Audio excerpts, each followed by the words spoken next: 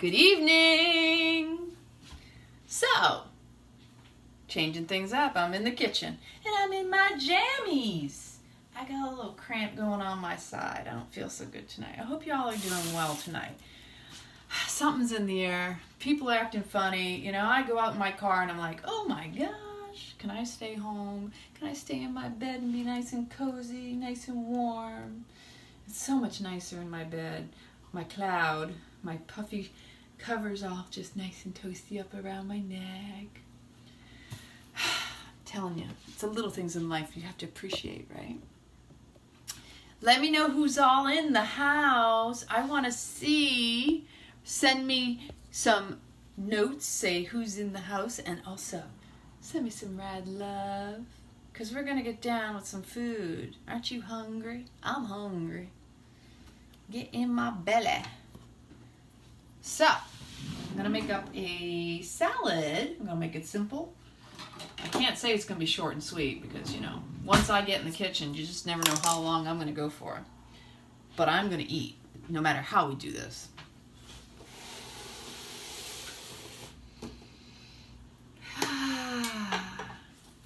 It's a soulful Sunday.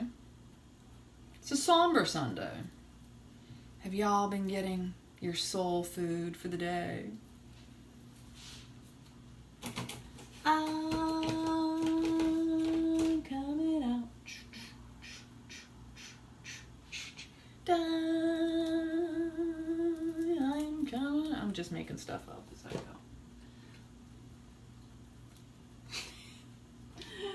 You gotta get a little silly on, right? That's what we're here for. We're here to play. Get out and play. Step out of your comfort zone, right? Get in the auto zone, you know, just like your inner child coming out, right? So, for the ladies out there, I have some questions. How do you handle when you get cramps? Here's a suggestion. I think I saw Ella was having some problems on the page. So here's my suggestion out there. And I've said this numerous times in the past. If you're somebody who suffers with menstrual cramping, fresh ginger. That's the first thing I'm going to tell you right now. And I have some. Even if you have a little bit of a digestive issue going on, and I'm going to chew on some because I have a cramp going on my right side. I'm kind of, my moon cycle's a little funky lately, but I can tell you this. I don't know if it's that or if it's because of digestion specifically. My IBS does flare up when I'm stressed out. So any of you out there who've ever suffered with IBS, irritable bowel syndrome, when I was diagnosed in the military, they really didn't know the cause. They'll tell you, well, yeah, this, maybe that, and then they'll test you, and in the end, a diagnosis doesn't give you the root underlying cause of it.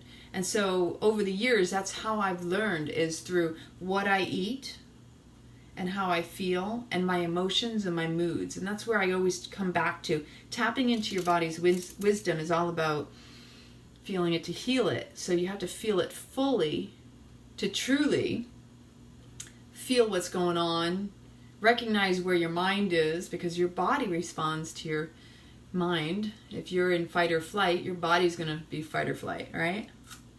And this is what I needed. I can already tell when it enters my mouth. It's really spicy. But ladies, if you're having cramping, make sure you have fresh ginger on hand. Ginger root, because that's going to be extremely helpful, beneficial. You chew on it. Write in the comments if any of you out there have this problem. I'm going to make up a salad dressing. I'm going to do a tahini. Oh, hello. That wasn't where that was supposed to go. So I don't know if comments work on this because I'm trying something a little different tonight. It may not. But as long as you can see me, that's all that matters.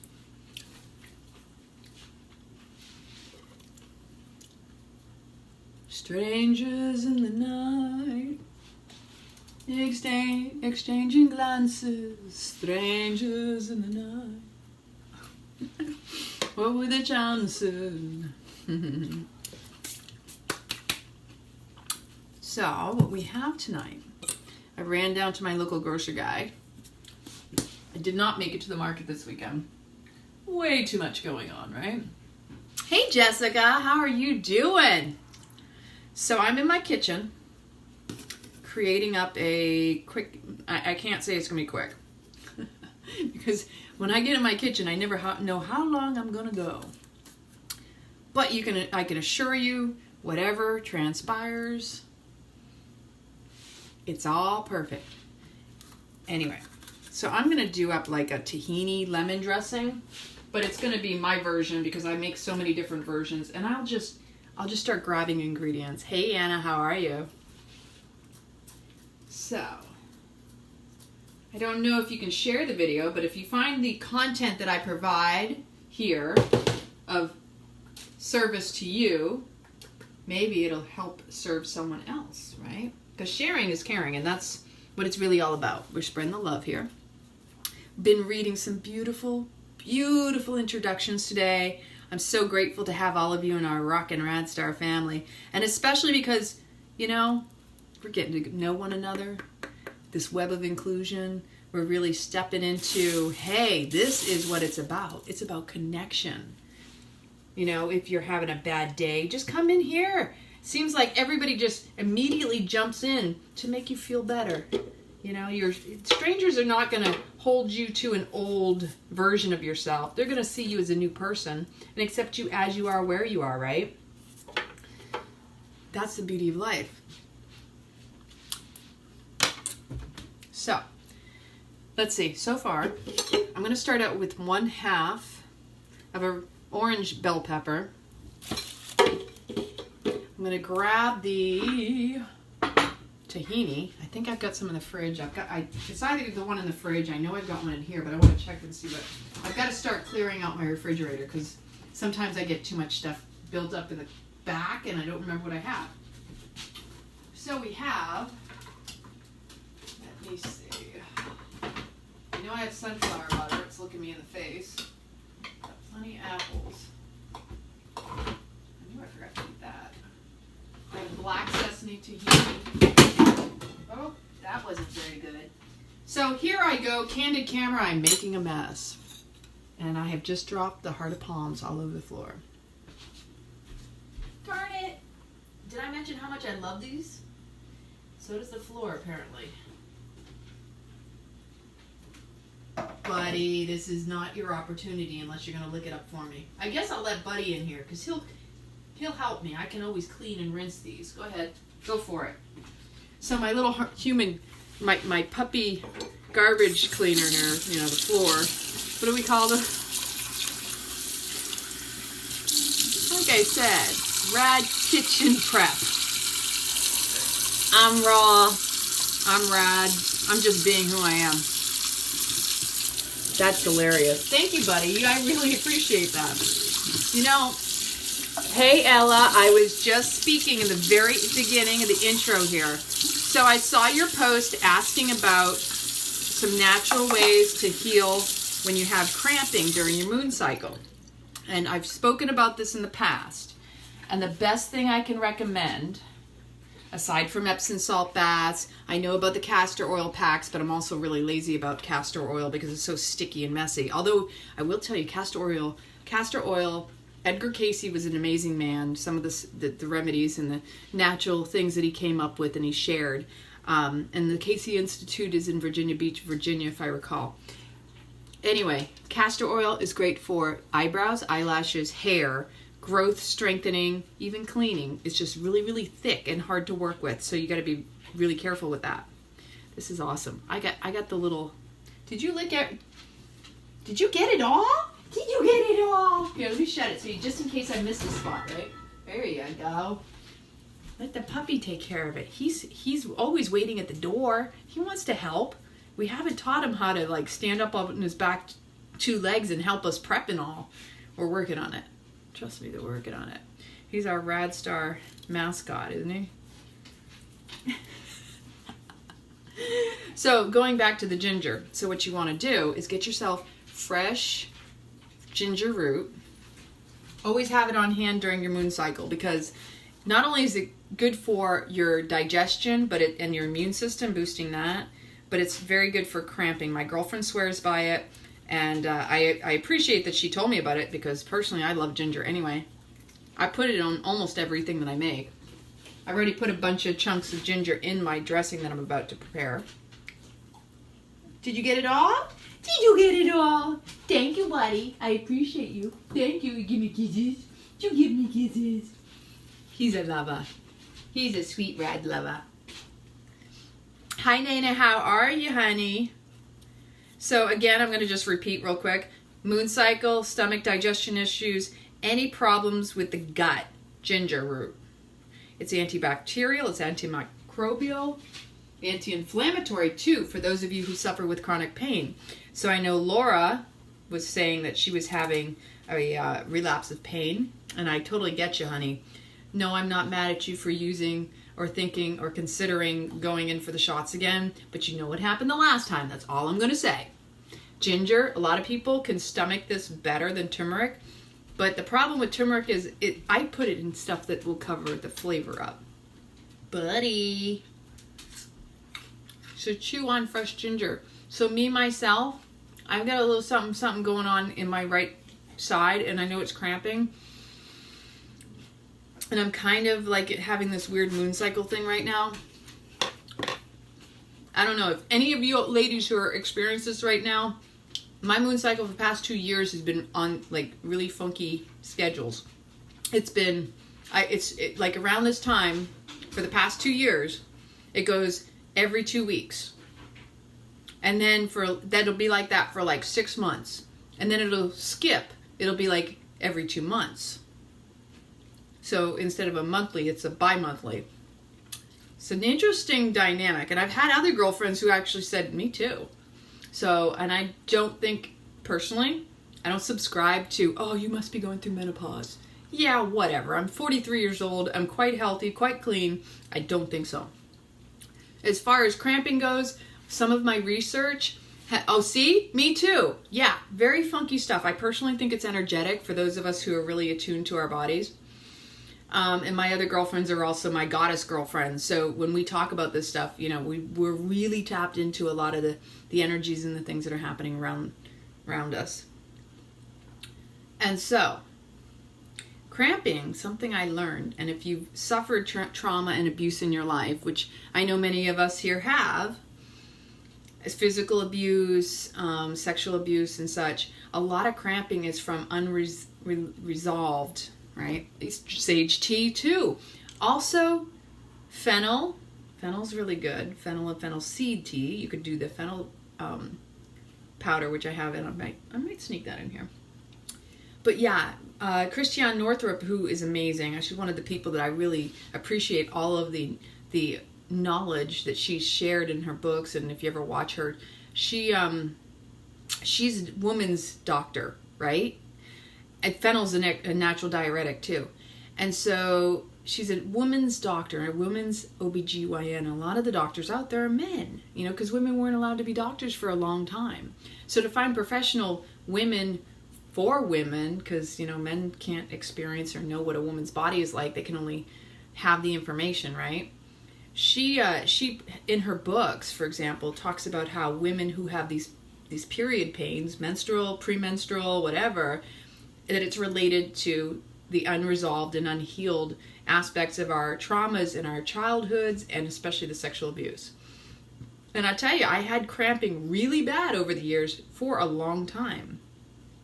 In my late teens, early 20s, I used to get UTIs a lot, and I used to get kidney infections, and I'd literally be doubled over in pain. Now, there was one incident when I was stationed in Korea that was so severe and so painful, and I can tell you, I had pork. So I wondered about that, because I had gone water skiing out at a old lake when I was stationed in Korea. We rode our bicycles out there. So we all know the bicycle seats aren't the most comfortable, first off. So you got rubbing going on. Then I've gone out there and I've gone swimming. And swimming, who knows how good the water was, because I was later told that, well, you know, you really didn't want to go out into that water for whatever reasons, I don't know. I went water skiing, and then we ate these huge meals with these Koreans with the bulgogi, but bulgogi is actually the beef version, but there's another name because bulgogi just means beef meat. Oh, awesome, sweet. So the pork itself has a different name. Kgogi, for example, is dog meat, and I never had it, fortunately. But what happens is you turn around and you eat something that is close to a human, which is what pork is. It's the closest animal to a human. And it's very high in uric acid. So what'll happen when you have a high uric acid count in your body, it goes in between the joints, it eats away the synovial fluids, and then those of us who have rheumatoid arthritis and fibromyalgia and all these chronic injuries and pains around the joints, hello, it's what we eat. It goes back to what we eat. Or gout in your toes. That's uric acid. That's what that is. And so anyway, coming back on the story, we came back after eating all this food, and then within like a few days, I ended up with a kidney infection that was severe, a urinary tract infection. And on top of that, at the same time, I had a sinus infection. Like all these things, my immune system had been completely compromised to the point where I had to go to what we called sick hall at the military base in the clinic, the hospital. Every morning, I'd have to get up before I was supposed to be at work, take the bus, and I was walking like this. I could not stand up. This is also what I suffered with IBS too. Sometimes the IBS is so bad I'm doubled over.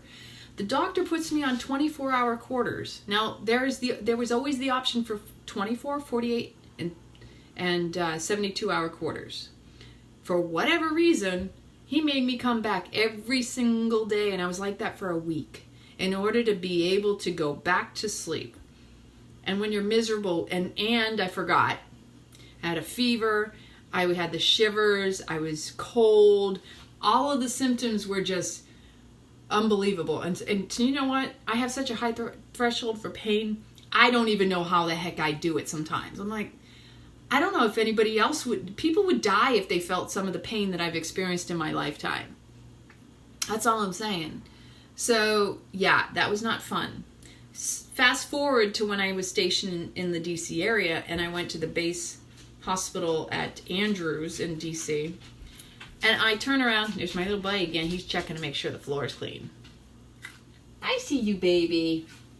I see you looking at me. 1 second, I'll be right with you.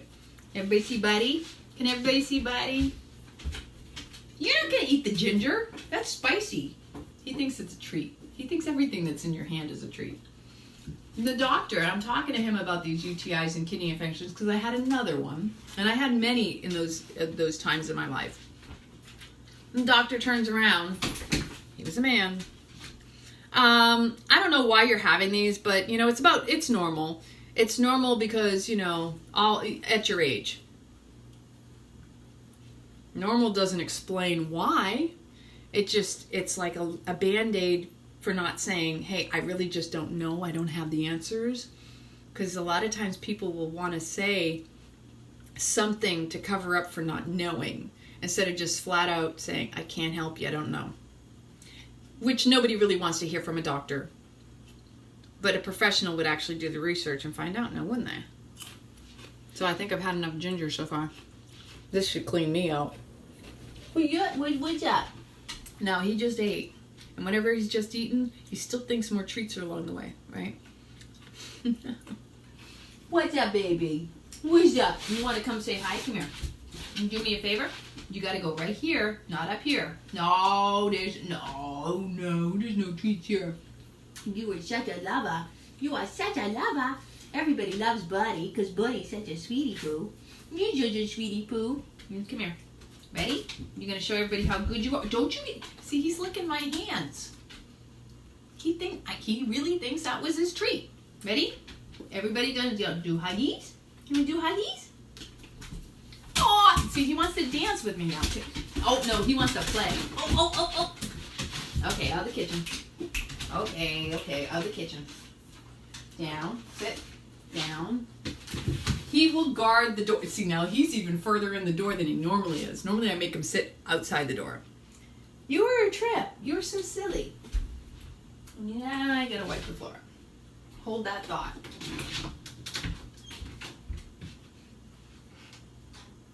I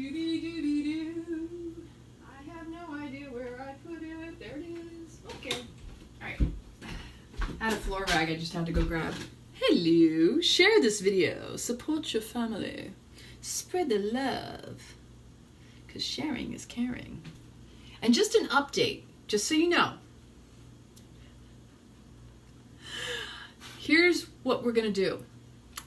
I know, right? About pork, right? Here's what we're going to do. Rad Juicer giveaway, peeps. We haven't forgotten about y'all. We decided to extend it for one more week. So add all of your friends, 200 plus friends, however many you got. Spread the love, because you know what? We're all inclusive, and this is the web of inclusion. We want to embrace each and every one of you, and we want you to share this with other people, because that's sharing a part of you, right? And so, you know what? If it's helping you, you will touch someone's life when you share this group with others. When you invite your friends to the group, when you add your friends to the group, don't even worry about backlash or the idea that someone's going to get upset because you added them. You know what? In this day and age of technology, we get more spam in our email. You don't see anybody getting backlash from that. In fact, most people will just turn around and either delete it or move on or whatever. This is what life is about. Never take it personal. The only reason we get upset about somebody we feel is rejecting us is because we make it personal, right? Thank you, Laura. You know we love you. I hope you're feeling better. You said you're... what are you doing? What are you doing? What are you doing? Sweetie. I thought you got it all. Yeah, you're so silly. You're so silly. He wants to play because he's been kind of cooped up today. I was going to take him for a walk. I know you want to. I know you do. Come on, out of the kitchen, sweetie. But the problem is the weather got crappy before I got out the door. I was doing too much, and that was my faux pas, so hopefully I'll get a chance to take him for a nice long walk tomorrow. I promise it's going to make a very good intention for you, baby. He's such a patient and good-mannered puppy. I can't even get upset with him, except for when he gets on my couch. And then we have to put something up there, don't we, buddy? Gotta keep the puppy off the bed, the couch. Although, I'd be surprised. I wouldn't be surprised if you got up in the bed. We had a lab when I was younger. Do you have to go out to get your water now? You know what it is? He wouldn't drink his water when I let him out the first time. So I'm going to let him out this time and see if he drinks his water. You want to go outside and get your water? Ready? Is this a trick? You are tricky. Well, so much for that. You're going to stay right here. Stay. Lay down. Lay down right there. Good boy. Good boy. He's Jedi mind tricking me. I should know better, right?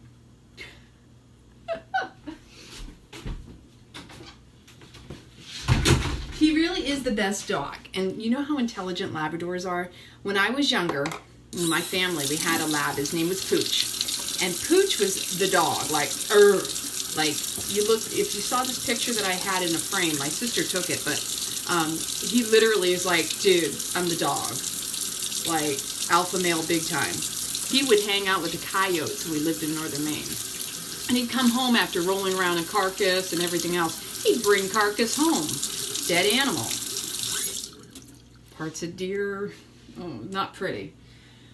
But they are animals. That's their nature. So, anyway, long story short, I used to let him up on my bed, except for when it would get like thunder and lightning outside, because then he'd start to shiver and I couldn't sleep, and he'd start drooling all over my comforter. And so I'm like, Pooch, get off the bed. And he'd get on the floor.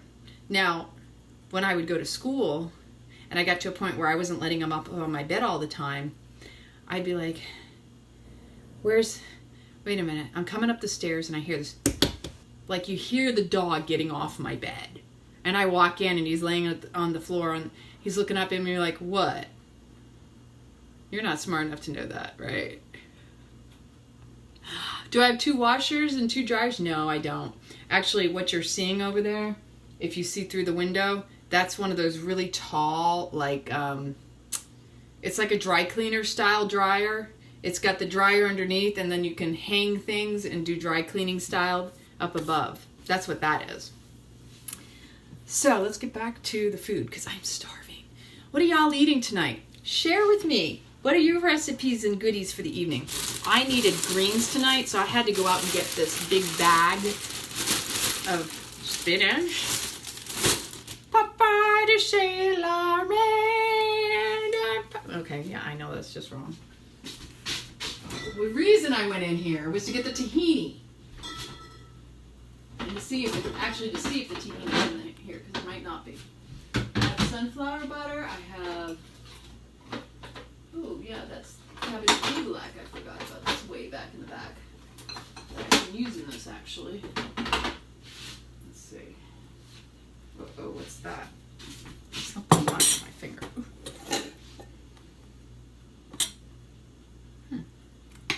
So, here's what I'm going to do with this. I got to clean this out. So, I think I've shared that I make cabbage rajoulac. Batty, out of the kitchen. Out. 40. Go. Go. Bag it up. See how smart he is? He's like, oh, I'm busted. I know better now. There you go. Good boy. You know I'll let you stay there, but you know you're not even supposed to be there. So, actually, I am going to put a spoonful of this in here. So this is cabbage rajoulac. It's the pulpy portion of it. And I was cleaning off the very top. Because, you know what? There's beneficial bacteria. It's all probiotics. It's all fermented. And cabbage in itself is its own natural fermenter. Like, you don't need to add a starter to it. It just takes 3 days to make cabbage rajoulac from scratch. So... And if you've never had cabbage rajoulac, it's kind of got a sweet taste to it, actually. It stinks, but it's sweet. Ooh, yeah. Keep her away from the alphas. I don't know what that black spot is.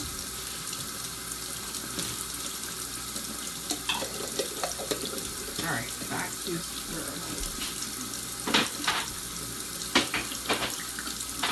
I'm definitely going to use some chickpea miso.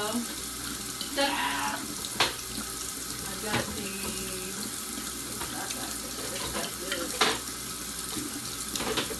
I have way too much stuff way back here. So this is unsweetened and salt-free tahini, which is the way... There's 2 of them, actually. I've got another one over here, too, but I don't know which is which. Oh, they're both the same. That's funny.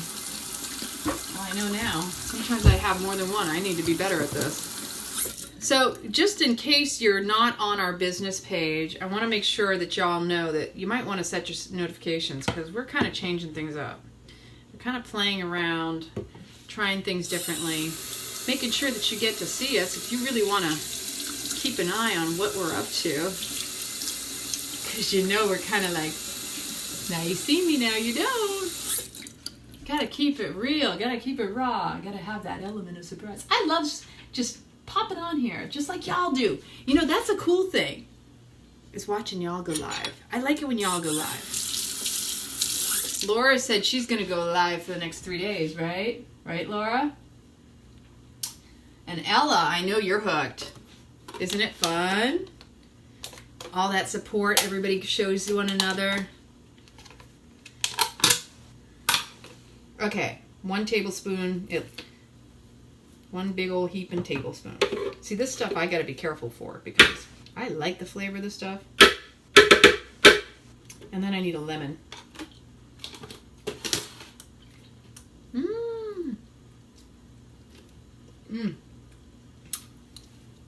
Yummy. Oh wait, I still need to do tahini. So this is probably gonna be a good half a cup. That's a half a cup right there. I'm gonna make a lot of this because it's not bad. good thing to have a little extra. Let's say this is a cup we're gonna do. So a cup of tahini. And did I mention I just do this as I go? Sesame tahini, dear. This is the one I have, organic sesame tahini. And this one is unsweetened and unsalted, which is funny because I might add salt, it just depends. What is this one? This one is mechanically hulled, dry roasted. So this one is dry roasted. And you know, there's always a different flavor imparted. Most of the times I personally prefer the raw. I like it raw. And it is more expensive.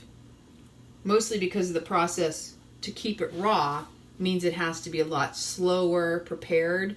And when you're putting it in machinery, it's going to be more, it's going to have the heat from even the machinery on top of that. So, there's that. And now I leave lemon. It's so flavorful even still, no matter what it is. There's a totally different flavor to the raw versus the roasted.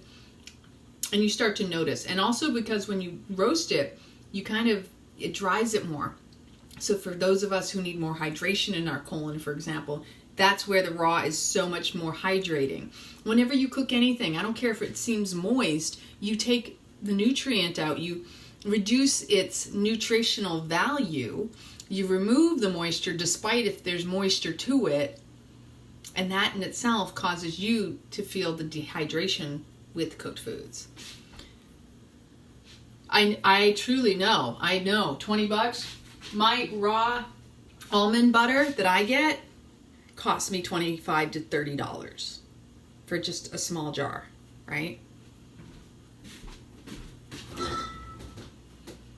Okay. Now I'm going to need a lemon. And good size lemon too. I might do two. Let's see how this is because it's more of a lemon. I might need two actually. And so another thing I don't know if a lot of you know about food combining.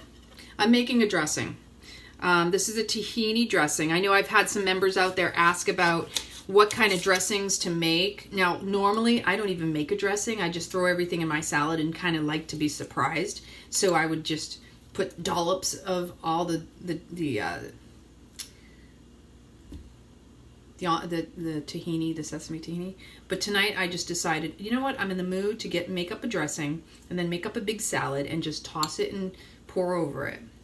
And then mix it around and just let the flavors get imparted by that. So this one's not so good.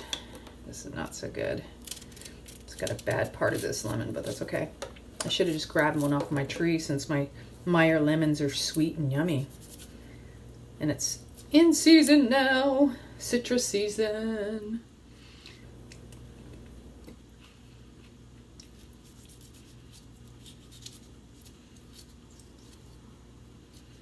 So I like to use the pulp as well. Like some people like to, this is why it takes me longer.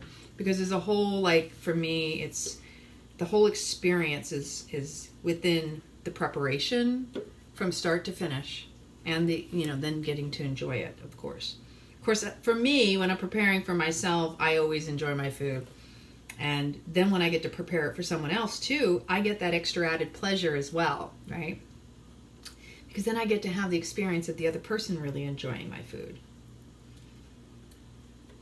Assuming they enjoy it, because there ain't a lot of people that get invited in my place. I love the cart in the back. Oh, this over here. You know what's funny is that was up in my house in Maryland when I sold it in the garage. And I'm like, you know what? That could be helpful because I have so much stuff. And this is a small kitchen here. And I didn't even have this house yet. I didn't know what I was going to end up buying initially. I knew I was going to get a fixer-upper. I didn't know how bad this place needed to be fixed up. And I'm telling you, if you're a homeowner out there, you know there's always something to do in the house. Even when you think, oh, if I just get this all fixed. Yeah, well, you're always cleaning too. And then if something goes wrong or something gets broken, The benefit to having a rental clearly is that someone else can take care of it, right? It's someone else's problem. When you own the house, you always got something going on. Not that it's a bad thing. So it's a trade-off, right? I know people who say, you know what? I like to rent because I don't want to own any of that stuff. And then vice versa. I want to own it because at least I feel like I've invested my money in something that I have that's tangible.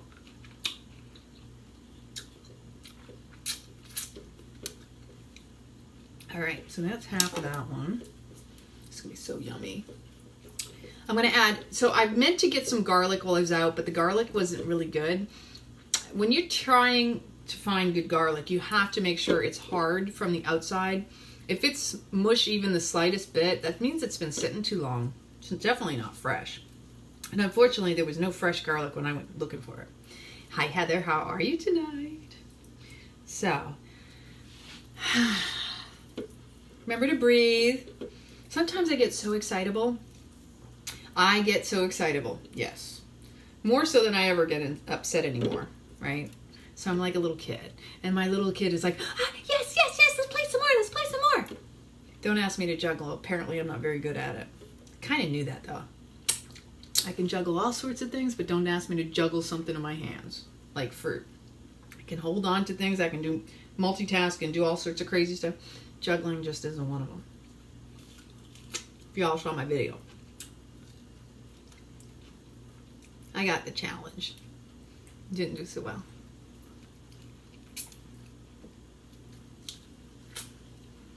Aw. Buddy's looking over at me like, he's a showman, right? So, next lemon. So I'm basically right now squeezing, cutting up. I like the pulp of the lemon. I don't like to waste any part of the fruit or the vegetable. Whatever I'm using, I try to use all of it. Unless it's bad. So we got half of an orange bell pepper. I have not been over at Serenity Now in a long time, and I'd like to. I've been wanting to get over there.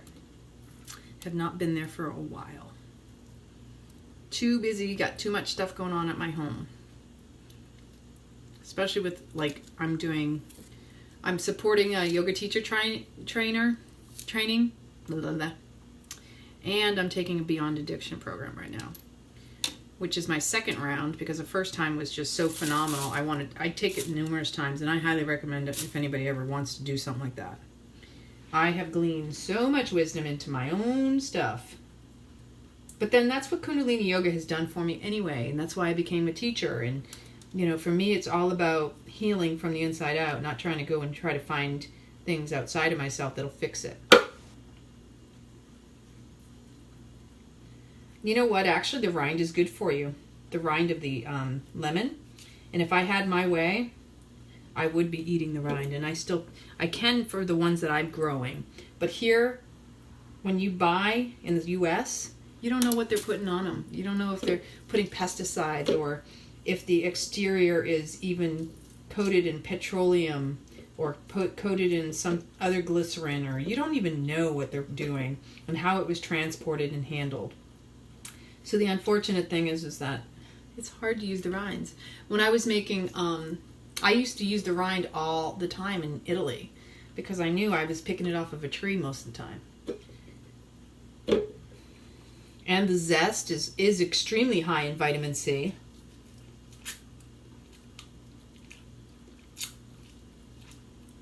One thing I did learn, if you're using, you can use it on your face if you want to lighten your skin, but it's photosensitive. So what does that mean? It means don't go out in the sun if you have it on your skin because it'll cause hyperpigmentation. I know this because it did it to me. Awareness is key.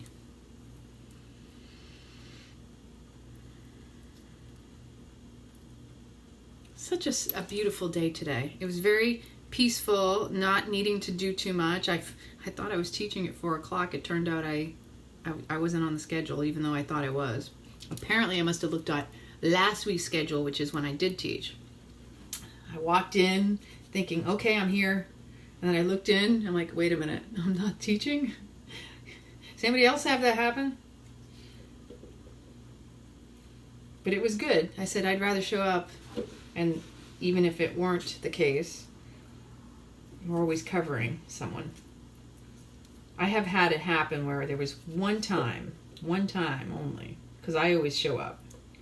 One time that I didn't show up because I overslept and didn't realize I'd been really pulling some all-nighters. And then when I woke up, I was like, oh my gosh. Fortunately, one of my other friends who went through teacher training with me, the other friends that went with me, that went to teacher training with me, she showed up. She was going to take the class, and I was so grateful that she showed up because she taught for me. I said, see, that's how we roll. You know, we show up for one another. That's the community I have here. There is never such a thing as mistakes, exactly. Yeah, if I go for 2 hours, I will be eating a brownie. Just saying. That's assuming my cramp doesn't fully go away. It has reduced significantly since I started this. Because I started munching on the ginger from the get-go. So we had pancakes today. We had an amazing smoothie this morning that I made. This chicory dickory nanner smoothie that Tom showed up for. That was actually fun to make because I was in the mood for chicory. Chicory is good for inulin. It's a prebiotic. Again, another good thing for the belly. And of course, chocolate. A lot of chocolate. Lots of chocolate. A lot. I like it a lot. Y'all know how silly I am. I enjoy this. This is fun. Okay, so does anybody know what asafoetida is? It's an Ayurvedic herb, spice. Asafoetida. I'm going to show you how it's spelled. This is asafoetida. This, if you have problems with alums, meaning shallots, onions, garlic, this imparts the flavor of garlic and onion. And you don't even need a lot.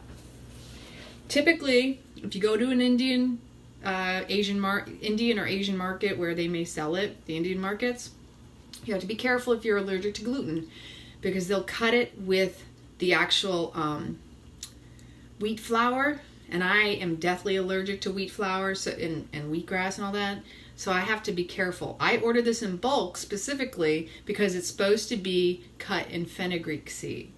And so they mix it because of the potency of it. But it's extremely beneficial and healing for the gut as well. So I'm going to put, and I mean a little bit, like maybe 1/8 of a teaspoon. That's how little you need. You really don't need a lot because it's so potent, but it's so yummy. Like, mixed with everything is delicious. And then I'm thinking it's just going to have a little curry powder in it because I throw curry powder in everything, which means turmeric and black pepper. Speaking of black pepper, which is over here. Hallelujah. Anybody taking notes? I never know what I'm going to put in my recipes. I just need someone to hang out with me and just write on the side when I'm making things. So this is about maybe 1/4 of a teaspoon of black peppercorns.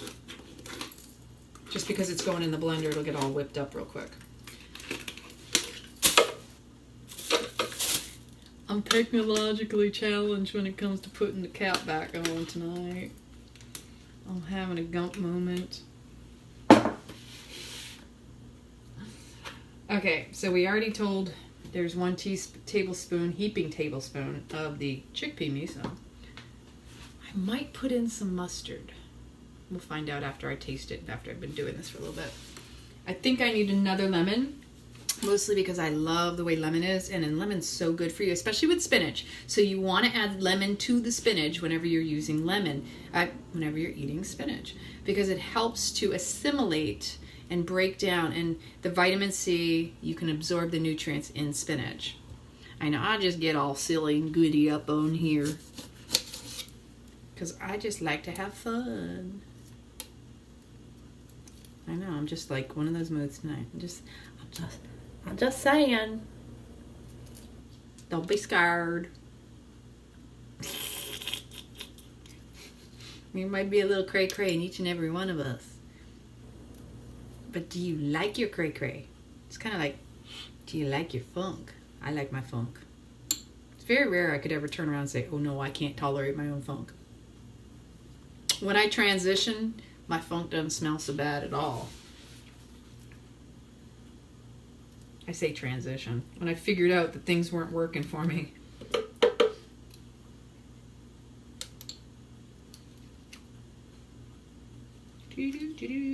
So I really like to use all of the pulp from the lemon, which is why I take a little bit more time, right?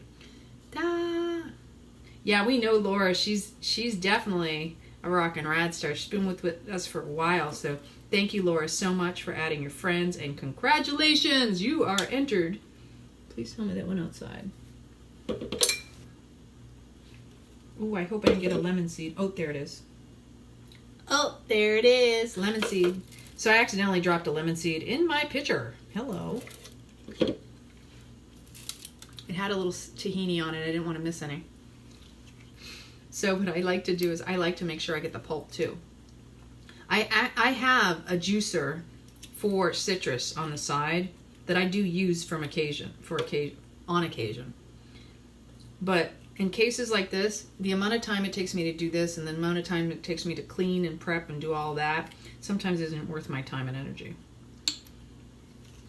It's just as efficient. I just cut out each wedge with ceramic knives are like butter. Goes through everything. I like the pulp. Some people don't like the texture, but this is getting blended up, so you won't even know it's pulpy. It's just the flavors, and you get more of the juice anyway, so you're not like just wasting.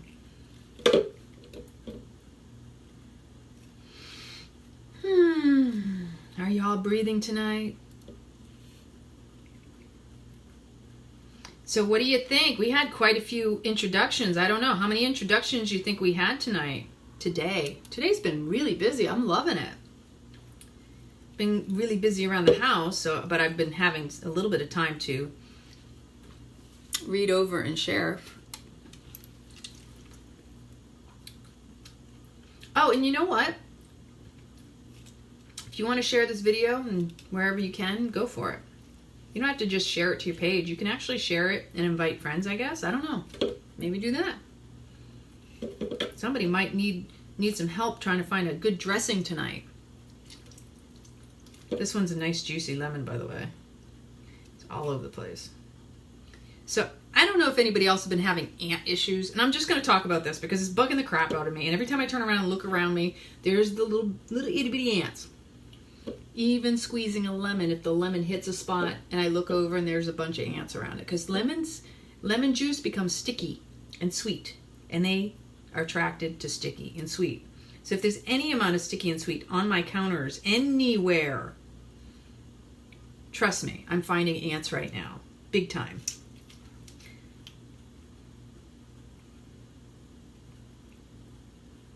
They're even all over my bathroom. And so there's a couple things that usually signifies if it's not just the sticky. Sometimes it's also because of the moon. Like I noticed that the ants are amped up. They'll be coming in like droves. Like I don't know why they come in, or if the weather is going to be funky. So we're getting a shift in the weather. And of course I haven't been watching TV because I don't watch TV and I don't own a television. So if there's some sort of a storm, I don't know about it. But the ants know something, because something's up with the ants. They're telling me they're coming in. All right, so now we'll get the rest of this juice out.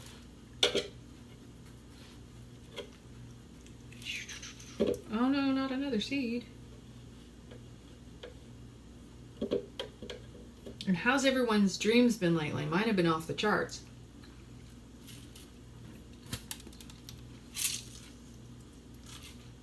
I'm a big dreamer anyway. Always have been. I dream in Technicolor big time. And most of the times I wake up in the morning going, okay. And there's usually something fortuitous in every single one of them.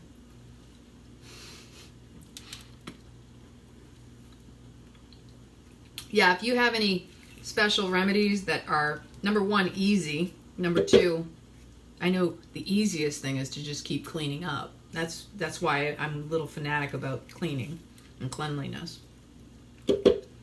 Mostly because I don't want to have to be doing it later in a mass exodus. It'll make me crazy. I told you I was a little cray as it was. I don't need any extra cray.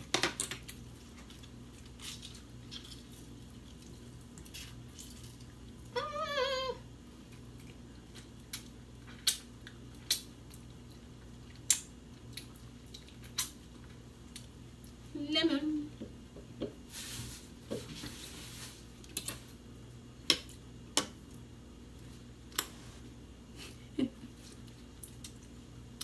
Oh goodness. Hi Cheryl, how are you tonight? It could even be. It's just the moon, the energies, you know, we've had such intense days, it seems.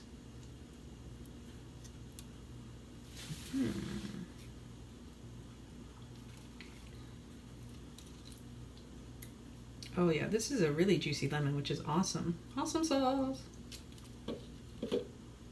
That's true. They don't like borax. And actually, I am out of borax, so it's time to get the mules. You know, that brand.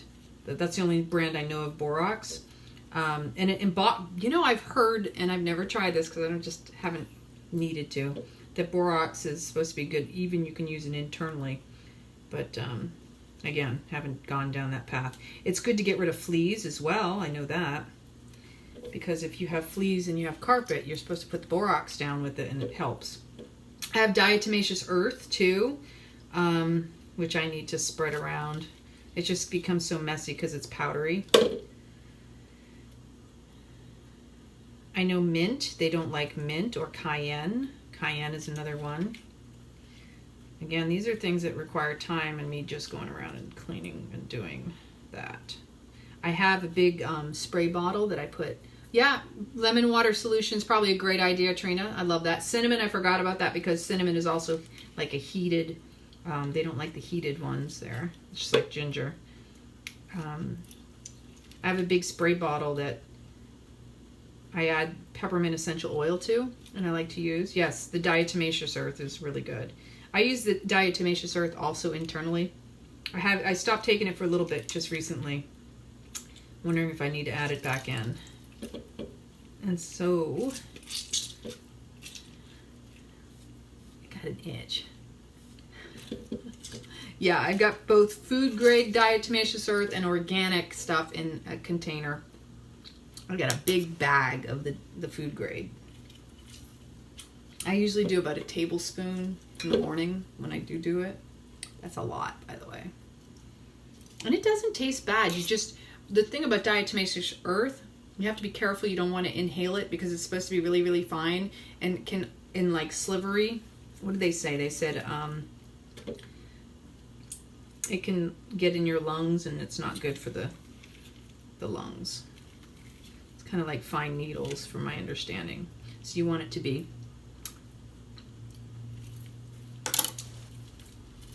Yeah, it's high in silica. That's right.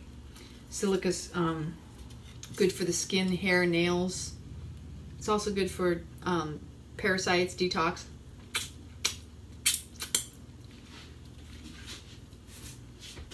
Sticky hands.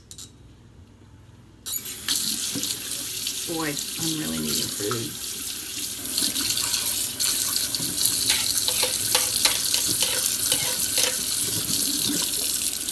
Alrighty, next we're going to use, first I'm going to blend it up and see what it tastes like first. Buddy, what's going on over there? Actually, I really enjoy his company because he gives me some reminders every once in a while to kind of take a pause and a break. I'm going to put, I'm gonna have to refill my curry.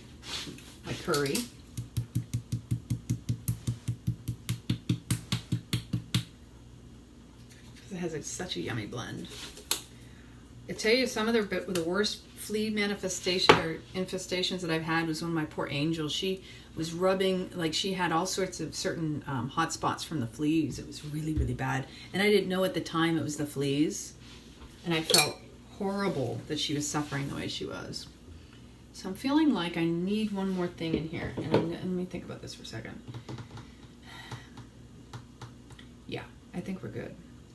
I'm going to add a little water because I don't want it too thick, but I don't want it too thin either. So maybe I'll blend it first and then I'll see how much water I need, because that's always the key. It's easier to put it in sparingly than to take it out if it's too much.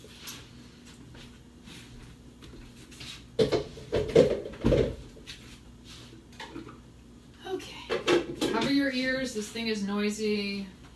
I'm on the hunt for something that doesn't have a motor that sounds like a propeller on an airplane.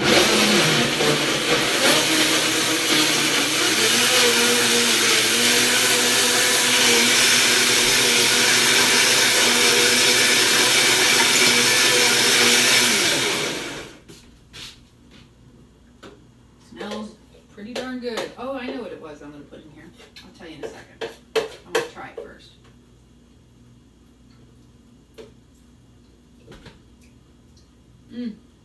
Oh my gosh, that's so good. You really don't need a lot of water. I'm going to put more of the bell pepper though. I'm going to put the other half of the bell pepper because initially I was thinking I was only going to use half.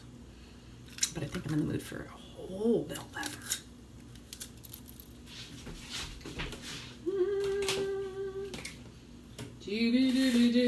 Okay, so does anybody remember, and I know, I just realized something.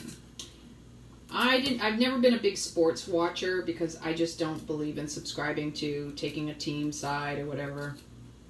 Plus it just, the idea of watching sports to me is kind of silly.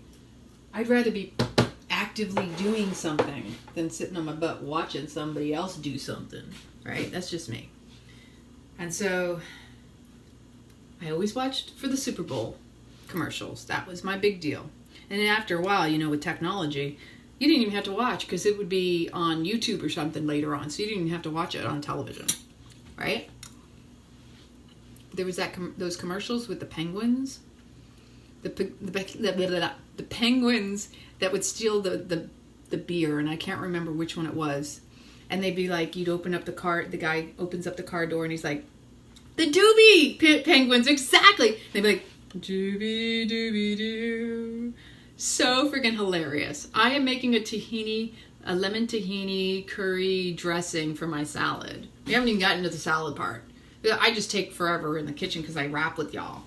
And because it's such an enjoyable process. I'm hungry, but it's so much fun. And I love sharing it and sharing all the other information I talk about while I'm preparing my food.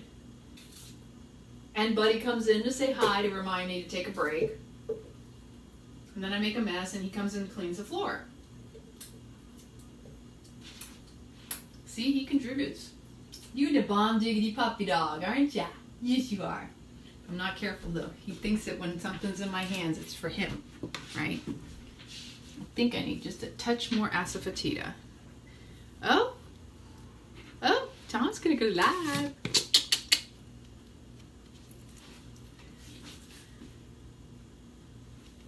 Asafoetida. Oh, the diatomaceous earth? No, that was just for the ants. That was the question about all the ants. I'm having an ant issue right now, and I know it has to do with stickiness and the moon and the weather. They react to everything that's going on. So I'm going to put, I think in total it's around a little bit of an eighth. You really don't need much. It's really flavorful. It's really yummy. I think now we're going to put some nutritional yeast. What's this? That's tahini too. Oh, there you are. Okay. So let's say a tablespoon is what I'll start out with.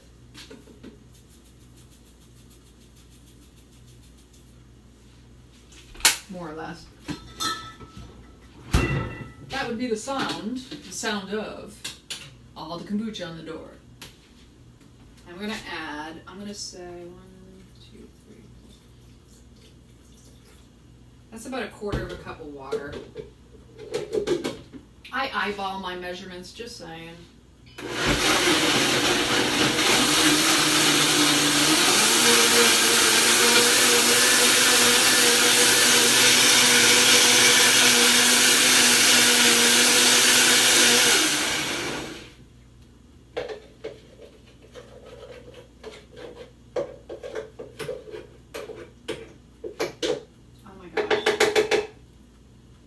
Smells so good.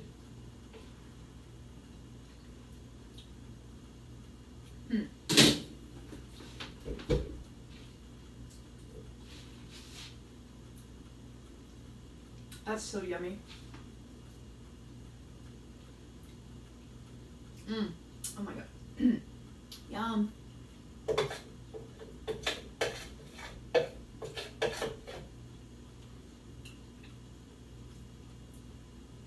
But I feel like it needs something else. I'm trying to decide what.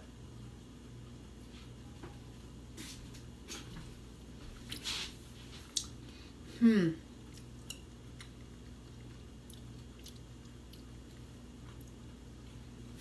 wonder.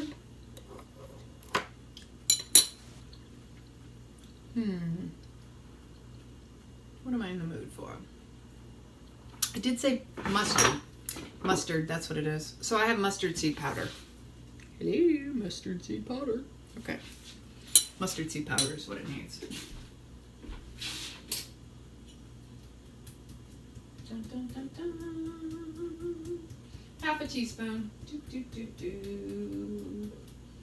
Or, yeah, that's at least. Let's try that.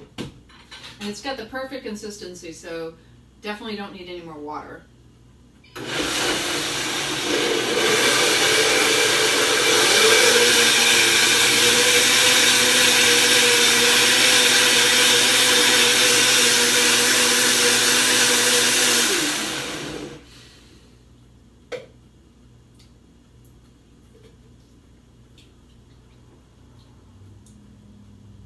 Yep, that's what it needed. Mustard seed. Perfect. In my humble opinion. To me, that is just right. Smell-o-vision is what I... Yeah, exactly. Smell-o-vision. Maybe a little taste-o-vision, too. Because, you know, I'll give you a little taste. Okay, so now I'm going to put together the salad. It's not going to be a whole lot of ingredients because it's going to be a simple spinach and such salad. Although I'm thinking I might throw in some kelp noodles, which makes it a little bit, it's good for the belly because it's going to draw out toxins because it's of a seaweed. That's what I want. I'm in the mood for seaweed.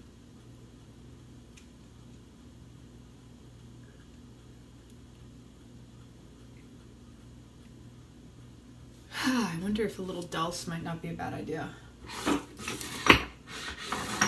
This is how I wrap in my kitchen, I'm serious.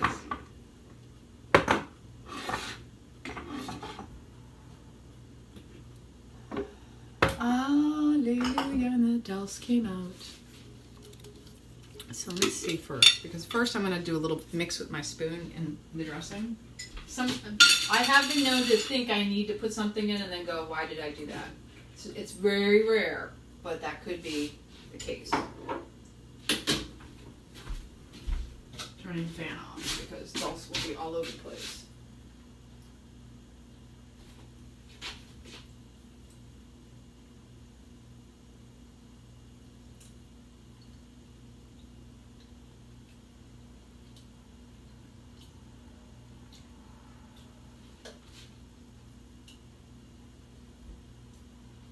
Oh my gosh, that is just so good anyway.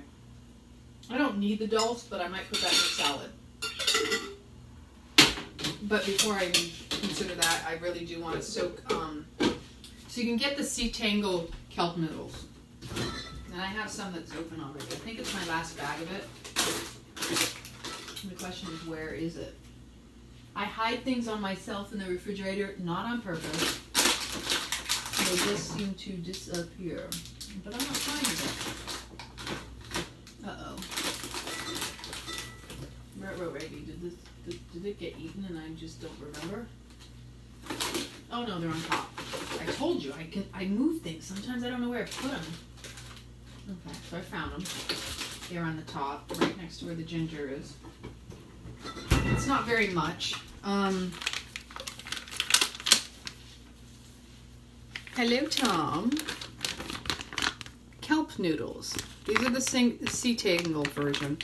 There's a little trick to softening them. I'm going to teach you. And I'm kind of funny like this. Now, not everybody's going to do like I do. When I do this, all right, see, I'm dealing with the ants again. When I do this, I don't rinse them. But when you do it, you may want to, because you might not like baking soda. But you know what? If you have issues with digestion, that's another thing you can do. Baking soda and water. So what I do is I don't mind the baking soda mixed in with my food. So I put just enough that I don't mind the flavor of the baking soda mixed in with the food, because it kind of feels like salty. And there's nothing wrong with that. So, and I have to chop it up a little bit because it, you know, it's all stringy and stuff. So this is what it looks like. It's all kind of harder, but when you put it in, put a little bit of baking soda in with it, I'm telling you, it completely softens up.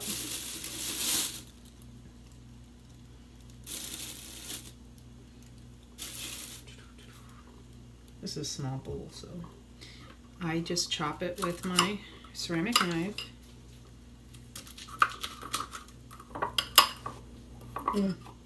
Gotta be careful, it'll go all over the place too when you chop it, or if you have scissors too, you can use scissors.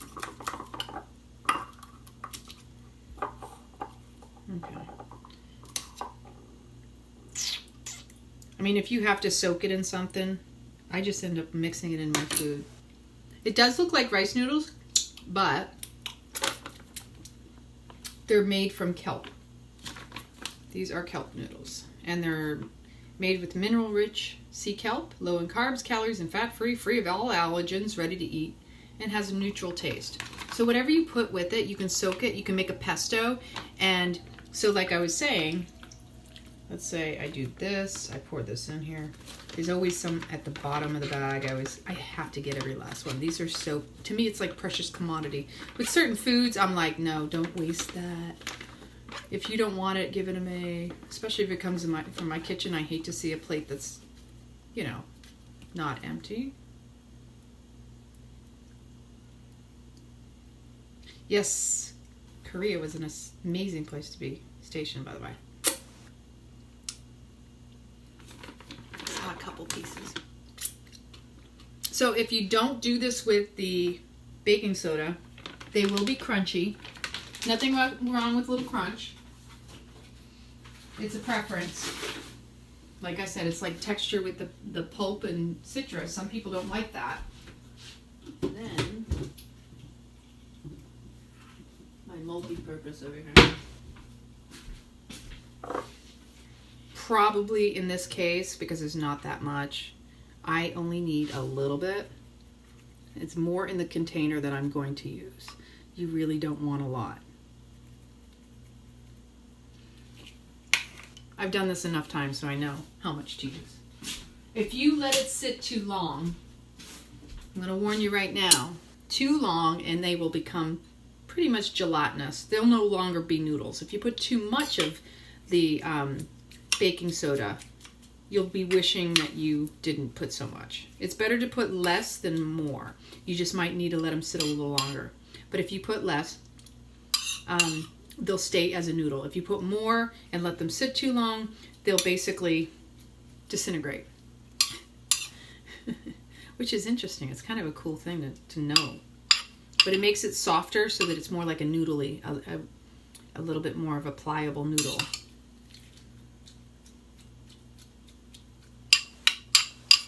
Alchemy in the kitchen, baby! Turning it all into gold. Love is what does that. Has anybody had any major epiphanies this weekend since we had this new moon? Set any amazing intentions? Sorry I didn't post a poll earlier today. But I was going to post a poll, and I'll do this one tomorrow. So keep your eyes and ears open and consider thinking this over, mull it over a little bit. Kelp noodles, dear. So here's what I'm thinking. If you look back over your life, in the past year, 1 year, do you recognize yourself? Can you honestly say that you feel like a totally different person? I know for myself, I do. Of course, I always feel like a different person every day I wake up. Like, wow, this is my life. I get to live this. How much I've shifted and shaped and changed and evolved and grown. In my case, I call it the alchemy of self-love. Yeah, definitely share if you have any ideas for any future polls. Diana, honey, how are you tonight?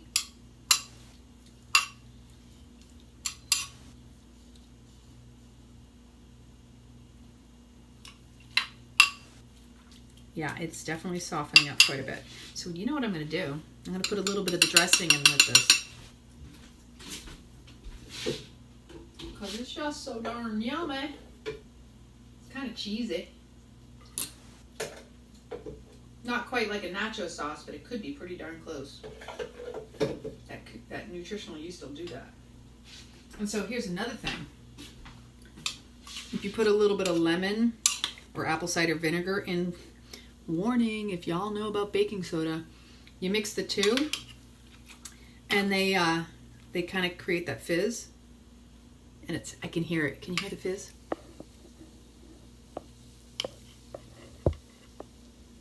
Can y'all hear that? That's rad. So it actually softens it even quicker. That is the most awesomest saucy thing ever. Okay, so we're going to set this off to the side because now I really need to prep the salad. That's going to be really good. So we got a big bowl. Hey, huge bowl.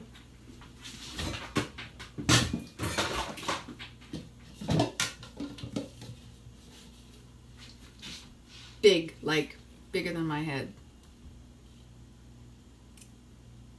Makes a nice hat, don't you think? Oh! Y'all like my bowls?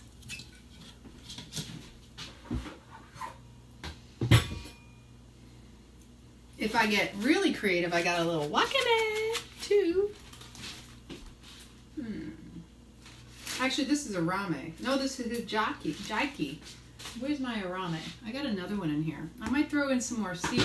I think tonight I'm feeling like mixing in the seaweeds. I swear. Oh, I love that. Super loving, Gemma. So you know what? And it's really important when you recognize that and celebrate those little milestones. I know for myself, the more I sit with things and see how far I've come, the better I feel about me as a person, right?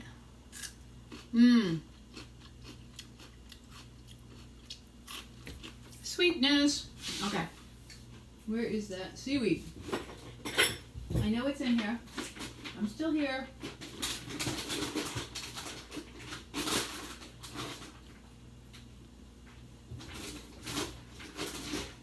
I hide stuff on myself because I have these deep closets that are obnoxious in my opinion. Like, who can reach back in these things? They're not practical. You literally have to have something that pulls everything out. I think it's over here though. Or wait a minute, I'm gonna put it up here. Oh my gosh, really? Should I put it out there?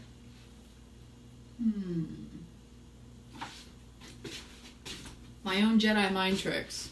I don't know where I put them. Huh. Are you in there?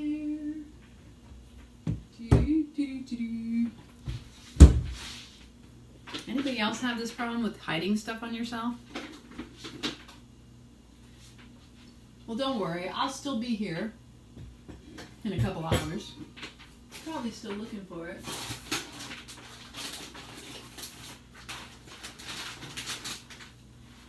Well, I found some other stuff I didn't realize was back in there. Oh, there we go.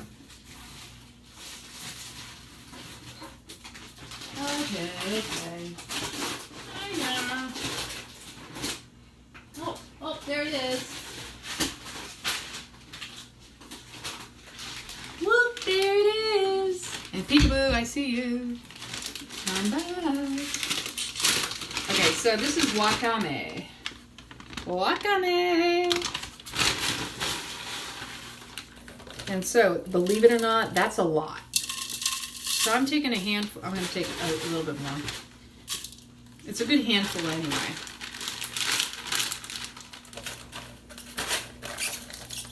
This is the right time to believe in love. I don't know why that song keeps popping in my head.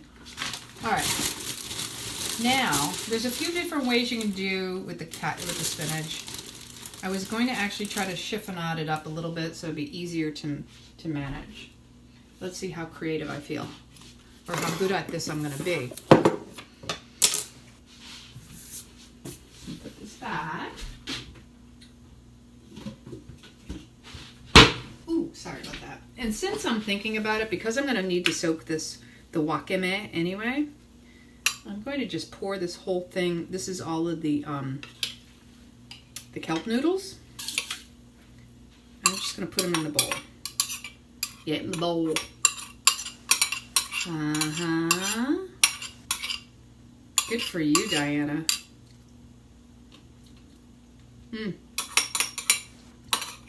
Okay, I'll give you an idea. Most of you know I lick my bowls, my plates, my spoons. Just to check what this flavor's like. With the what did I say? I put the oh yeah, see, so this is actually perfect. I'll show this to you in a second. Kelp noodles and wakame with a little bit of baking soda will soften the kelp noodles. You don't want to put too much because it'll basically disintegrate it.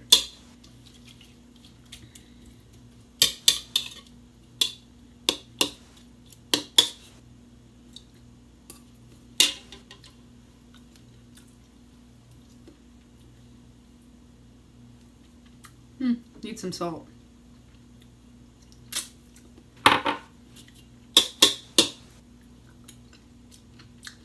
It'll be salty enough though, with all the different flavors of the sea veggies. So you can be careful about putting too much salt. Now, let me do that again. So good. That is so good. That's almost nacho cheese like.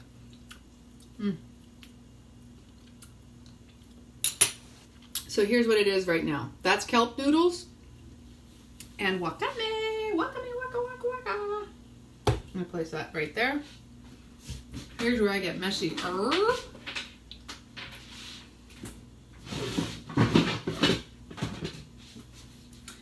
Okay, so I am really funny about my cutting board anyway, but I always use this on top.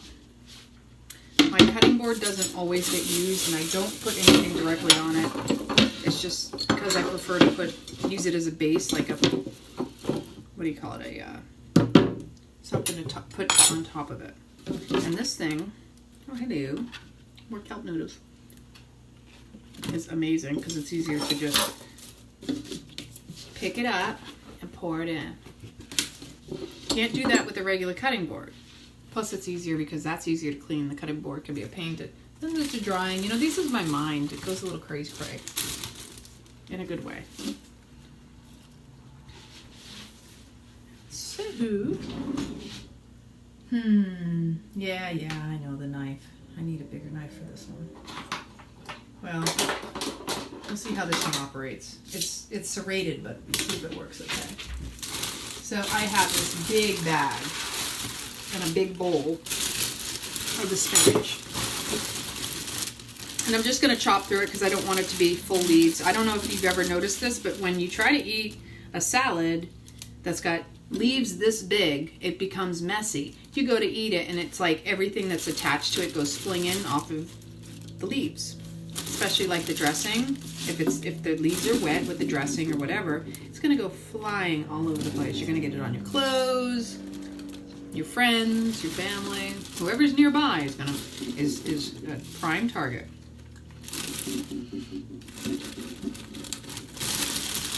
So let's try that. Oops. Put that there. Okay.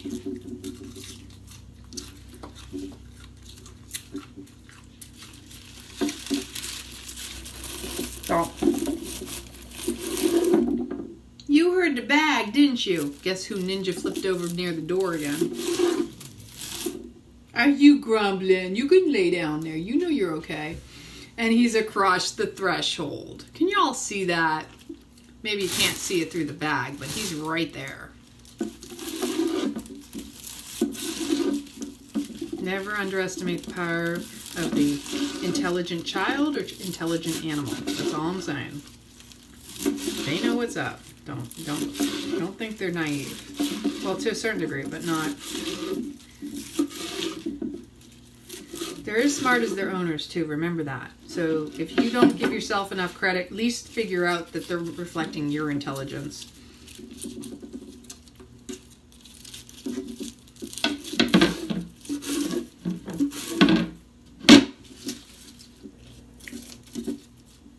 So I'm kind of chiffonading this, not ribbony, not like tiny, but enough that it's not going to be big old leaves being shoveled into your mouth on a.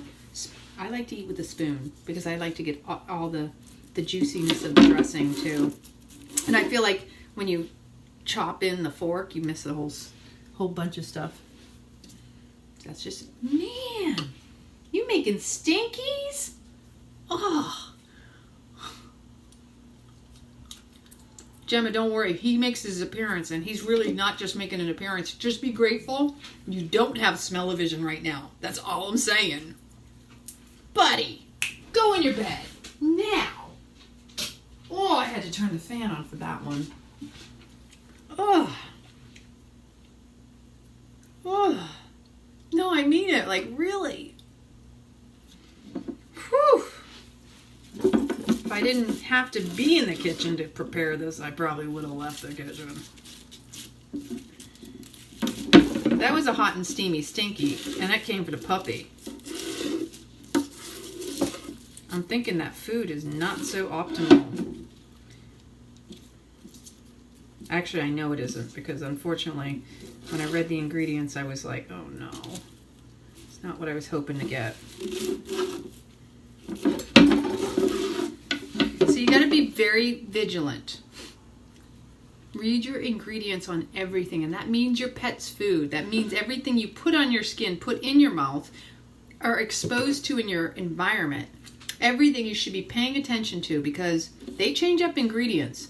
You know, the mac and cheese, what we had when we were kids, is not the mac and cheese they got now. They put so many fillers and cheap ingredients because they want your money, but they don't necessarily want you to actually get good quality. If it's cheap, it probably isn't optimal. It probably isn't healthy. So, like, see that? That's just so much easier to manage with a fork or a spoon, in my case.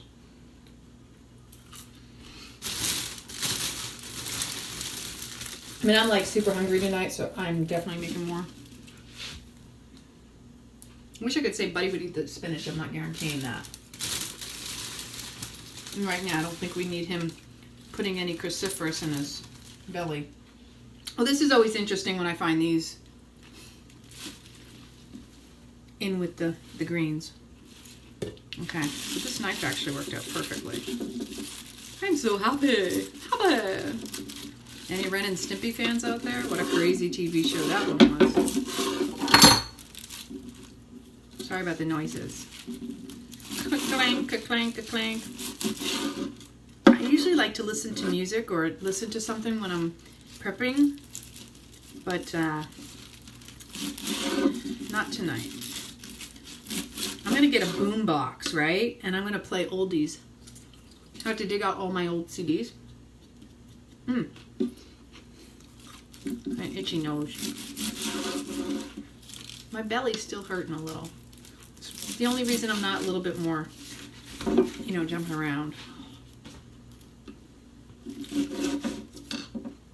I don't know. Does anybody else have these problems sometimes? Like, have a little pain in your side? For me, it goes up into my shoulder, and it really feels like a pain in up in here.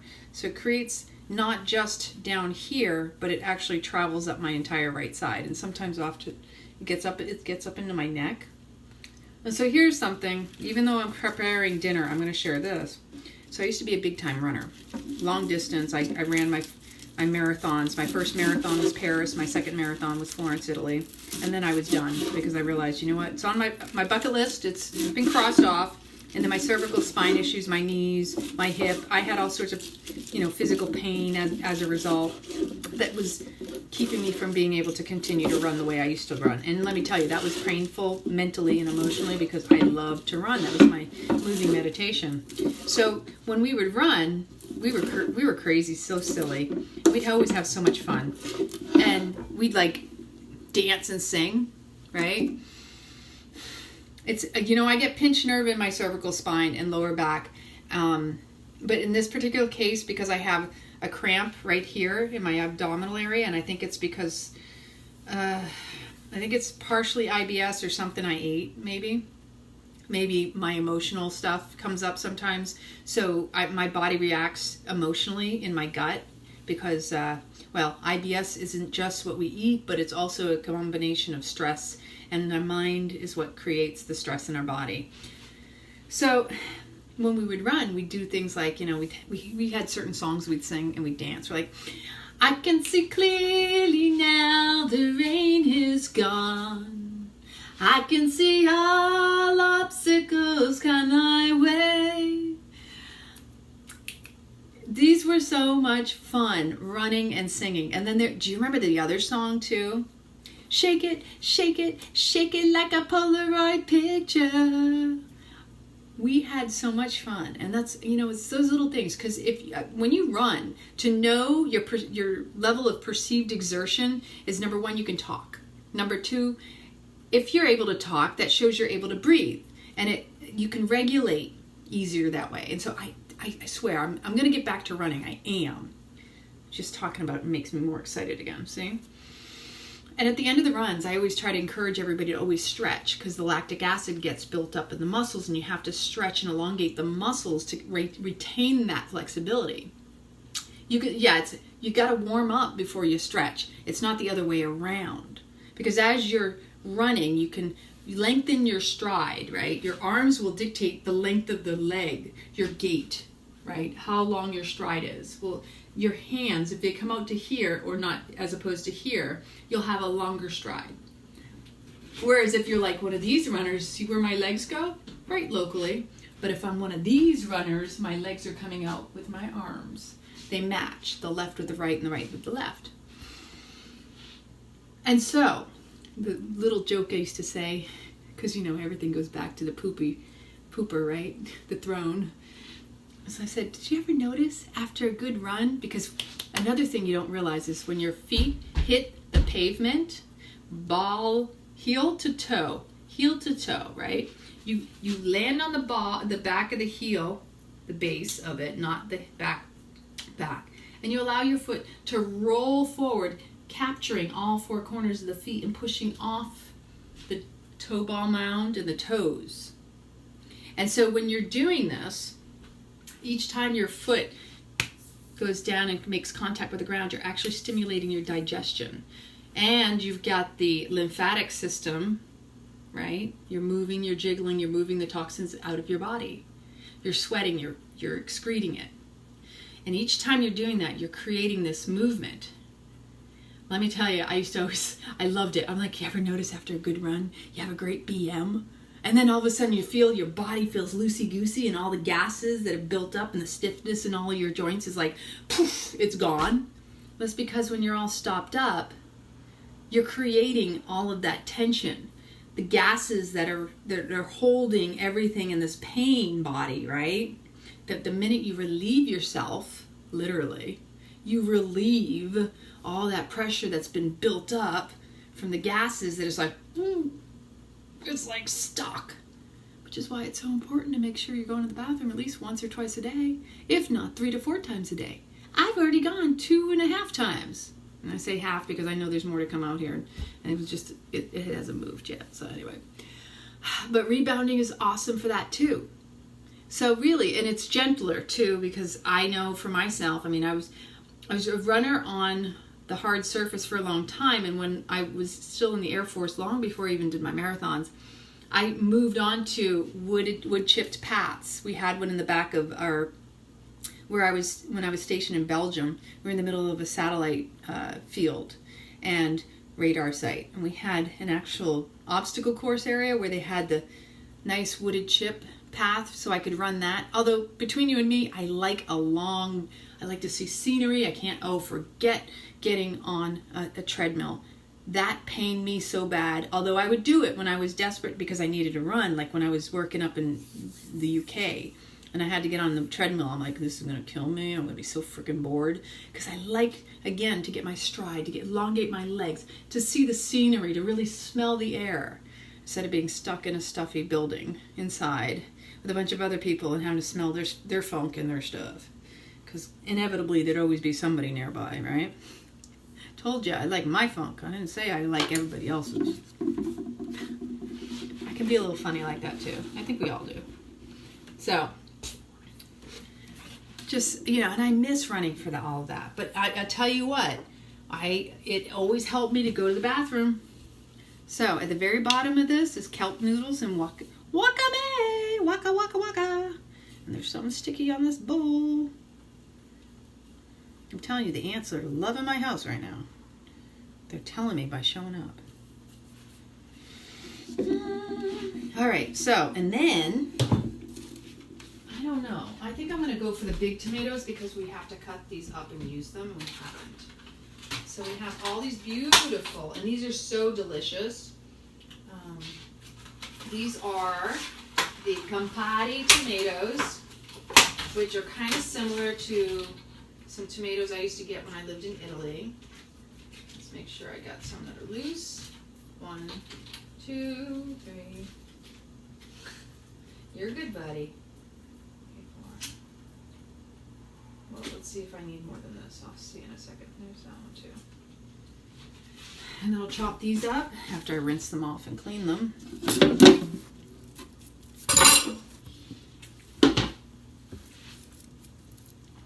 We're always learning, and when we know better, we can do better. That's the key to life, is allowing ourselves to be open to receiving the information, the wisdom.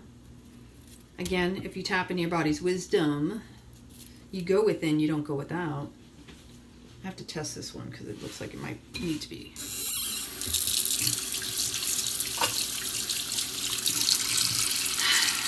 There I go, I gotta breathe. Make sure you're breathing tonight. Make sure you're drinking some water. I'll tell you what, if you're not drinking enough water, that's another sign that your body will tell you you're dehydrated.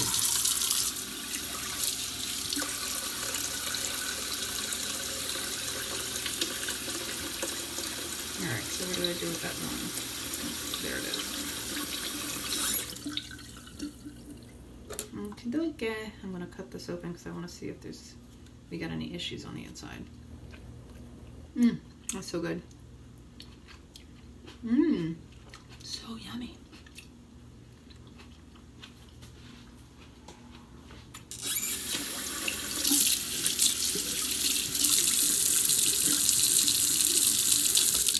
All right, so I'm gonna cut these up.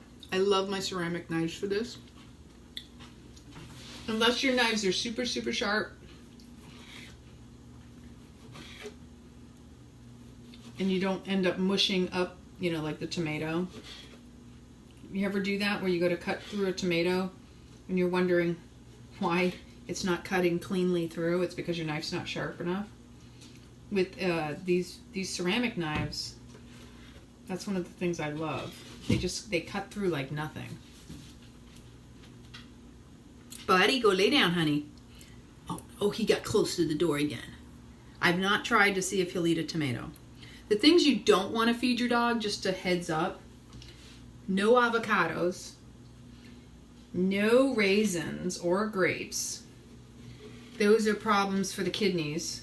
Will actually cause renal failure in animals. You don't even realize it. So years ago, and I didn't know this back when I had Angel, years ago I used to take my Angel, we'd go down to the local cafeteria per un buon caffè, specialmente perché ho bevuto sempre un cappuccino nella mattina, un caffè macchiato o spremuta nel pomeriggio, right? Yes, the toxin person is bad for cats and dogs. And it's truly, you don't want to let them have the raisins either, because, and this is what I learned from a girlfriend of mine, I used to eat the brioche, un brioche, con the raisins, the uve secche is raisin, would actually cause renal failure. And I didn't know that, because here I am sharing it with my dog, and I'm like, what? I guess I forgot to turn off my notifications. Actually, I forgot to put my phone on vibrate. Not vibrate, but airplane mode.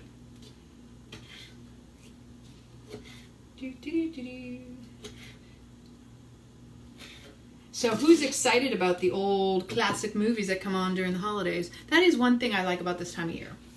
I really like watching old movies. I love comedy. I'm not big on drama, or not drama, I mean the horror. The horror! The horror! I don't like horror. I don't like violent films like that. Okay, I'm not gonna go there. Does anybody want to say hi tonight? I haven't seen anybody who could be invited yet, though. That would be key.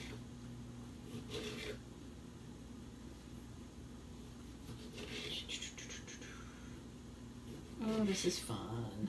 This is going to be so good, I'm telling you. I have been so needing a salad. Oh, get in my belly. Yeah, if you're going to join me, though, definitely be in the horizontal position. Long wise, sideways. That way, side by side. You know, side by side's a lot of fun. Who wants to be my sidekick tonight? Anybody want to come in and say hi?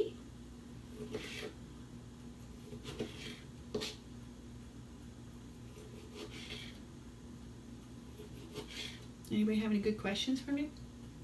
I'm all for quick Q&A.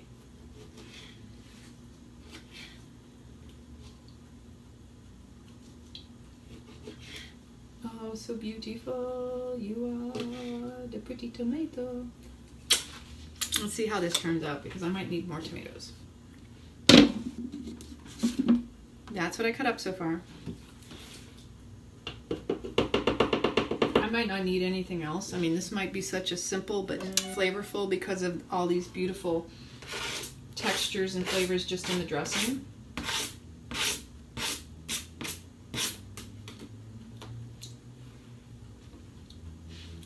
Alrighty, that just looks so pretty, doesn't it? All those vibrant colors. I'm going to sprinkle some salt in there, just because. Right? And I'm going to leave.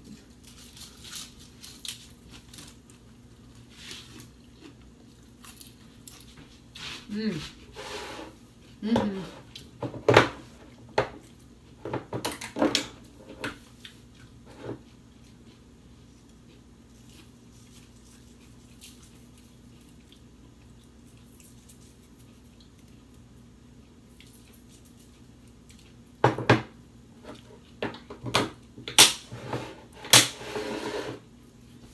So now, hopefully that's enough. I think it should be plenty. And if I feel like I want to kick, I'll find out after I mix it all, because if I mix it out first, when I get that seaweed from the bottom up, we'll find out how flavorful it really is going to be. Oh my God, I should take a picture of it right now. It's so pretty. Look at this.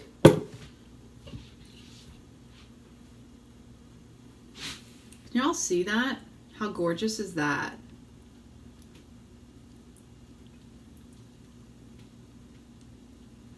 Am I making you jealous yet? Awesome sauce.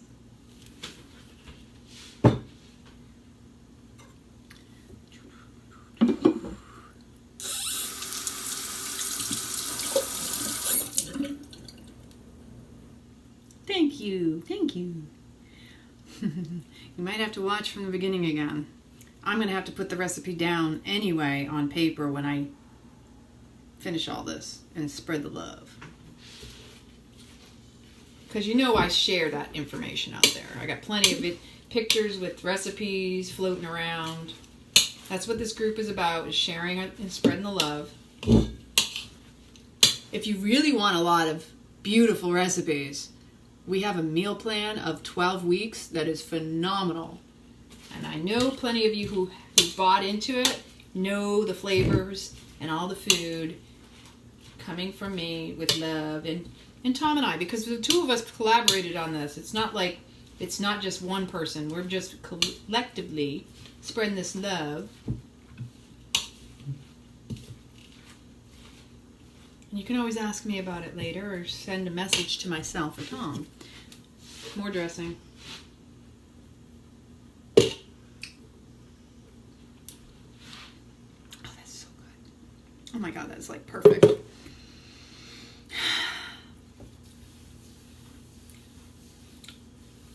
I share all my recipes that I do on here, so I have to take that in for a moment. Hold on, that was really good.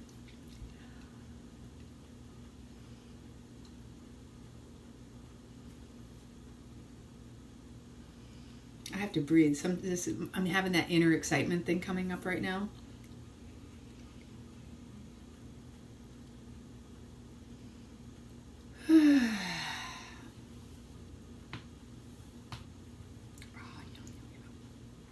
So, where'd I put this? See, that's how excited I got. I didn't even know where I put the spoon. I never took it out.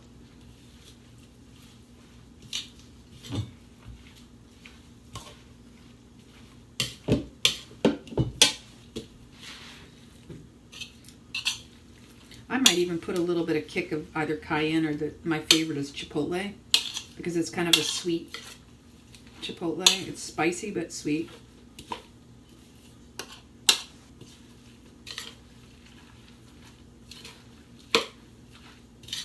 Telling you, smell-o-vision right now would be really nice.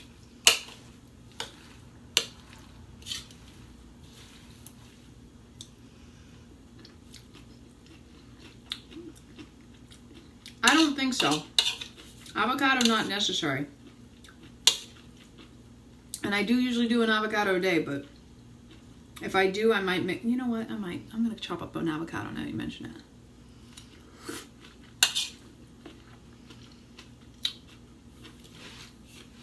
Oh, this is good. And it's got those flavors. I'm going to throw in some more dulse. And probably chop up more tomato. So I just like to flake in the dulse. Again, it gives it the textures. You don't even have to put it in the dressing.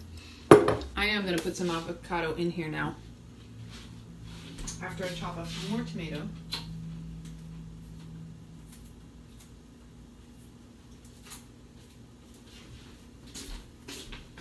Alright, so I think 4 more should be sufficient. And then I've got a couple ripe avocados back there. So this week we're definitely going to have to go and get more dates, more avocados. What else? The bananas are frozen right now, so we don't have any. We have just the manzanos that you see back there. 2.5 small bunches left. Everything else is frozen in about 2.5 bags worth of bananas, which are great for smoothies. Yeah. This is gonna be so good. It already is good right now, but man, the flavors, it's totally different. You know, every time I make something, it's a little different, and I like it that way because I can recreate things, don't get me wrong, but even if I recreated the exact same recipe, for me, I like the element of surprise. I like the vibrancy of the food because every time you make it, it's going to have a different vibration anyway. So if you consider that real food emits its own vibration, your body will resonate one way or the other, that when you partake in a meal, depending on where you're at and how present you are in the moment, man, you may or may not have the same experience, the same mouth pleasure, the same foodgasm. Let it be sensual, enliven all of your senses. Let them bring you back to life. Bring them all in balance and harmony. You'll never hear me stop talking about how sensual food should be. If your food is being gobbled up and you're not in the moment appreciating and enjoying it, then you don't know what you're missing. And that's what life is. You know, don't let it go screaming past you because you're so caught up in the past or the future that you can't be present in the moment, right? Did y'all see what I wrote on my page today?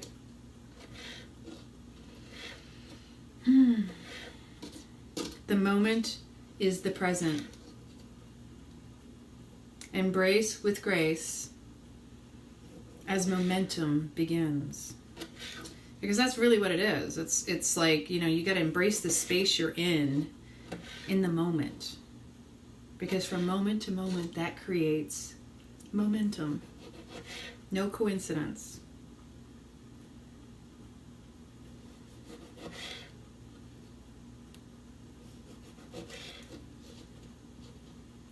And then tomorrow I'll write up something else that kind of goes along with it as well. Because I've already got it written down. This is the beauty of my daily practice, is I always get these amazing downloads and insights into where I'm at and what's going on in my life. Well, I guess I got the board dirty. That's okay. And it's always what I need. And there's a theme to every day for me. It's just like, what color did I decide to pull out of the closet today? You know, whatever I decide to wear seems to be aligned with what energies are going on in my day. What chakra I might be coming from, for example. I do a whole lot of pinks and greens and purples, and I like color anyway. See, it's the same with my stones and my bracelets and what I'm wearing. It's always attuned to where I am.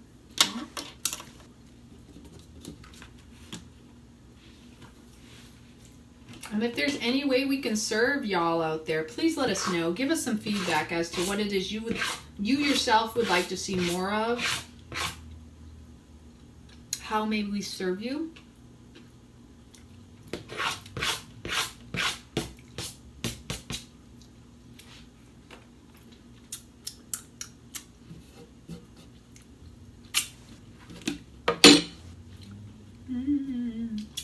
Okay, avocado time. Avocado! Everybody likes a little good avocado. Oops, I have two escapes, so that might mean I need to use two more. Hang on a second. Hey, not what you think, buddy. You're good. He really is the best dog. I've not seen anybody who wants to join the broadcast. If you would like to go live with me here, please let me know. Raise your hand. You know, it's not that we're in school. We're in a playground here. Join me. Come out of your shell. You know, we'd love to get to know each and every one of you. Oh, what the heck? I'll use the other knife. So this is the serrated knife. Makes it easy to cut through too. Always be careful and mindful of your fingers. I've been known to cut some fingers.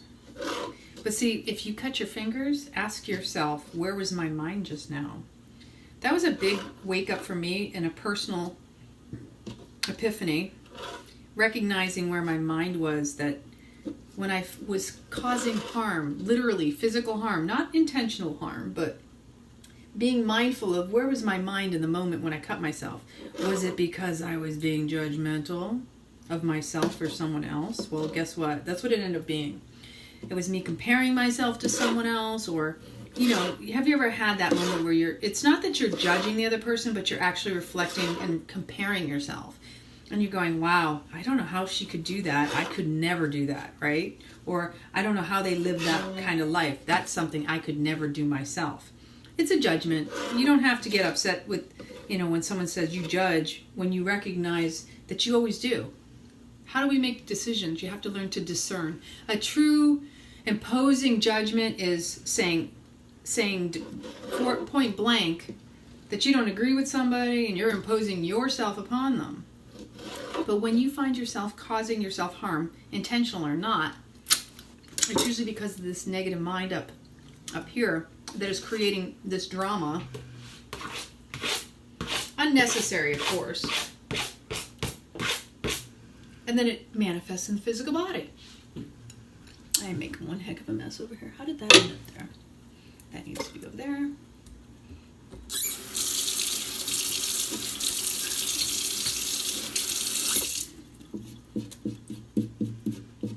Ah, yay!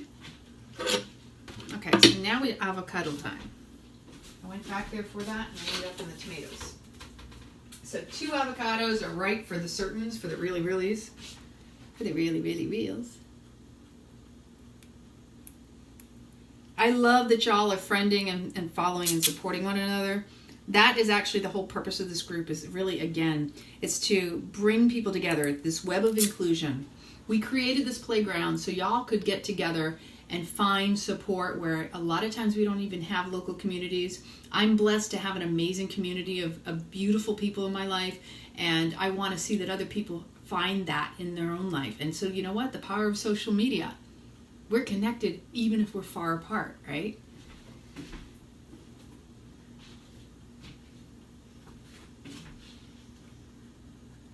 So you know how an avocado's ripe. You open up, you take that little core thing off the stem, and it's green on the inside. This I haven't taken that off of, but if by any chance you take the stem off and it looks like that, put it back. I do that at the grocery store. I'll pop it off, and then if I don't want it, I'll pop it back on. See, look at that. That's a ripe avocado. Mushy, mushy, mushy. There was a commercial, and I don't remember if that was in Europe or it was in the States. It was like a mushy, mushy something. Or there was that commercial, Dulce Acapulco. Somebody answering a phone somewhere. You know, but Laura, so you know what? The anxiety, you recognize that when you go live, isn't that such an exhilarating, liberating experience that you're like, wow, it's not that bad, right?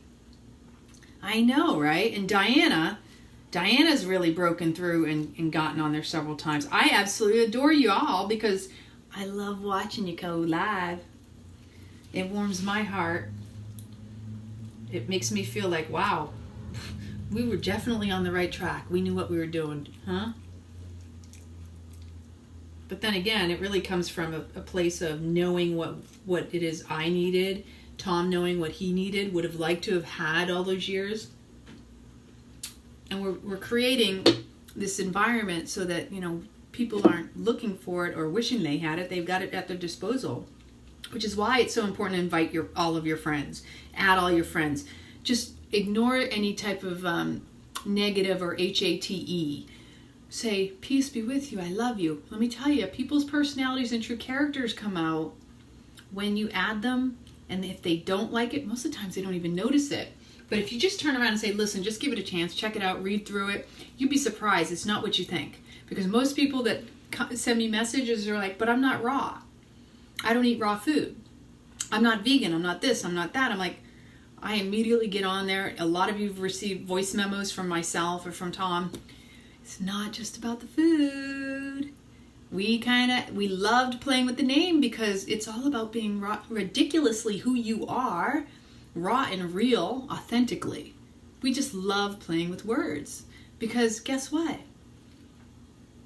We are all ridiculous and we want to be loved and accepted for who we are, authentically. It's the best way to be. I'm feeling better, slowly but surely. Love you, Terry. You've been with us for a long time as well. And, you know, and also like Dawn, you know, y'all showing up and introducing yourselves. Some of you had been with us for a long time but hadn't, and it's so beautiful because we feel like we know you that much more and that much better, and I really appreciate that.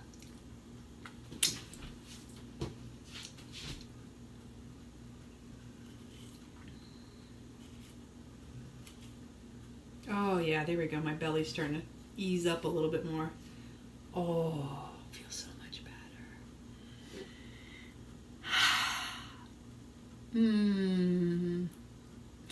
And that really warms my heart to hear that, Diana, because honestly, I know because we talk about it so much, about the different ways that we've gone through healing and processing, and it really is important. You know, we're either always expanding or contracting at all times, right?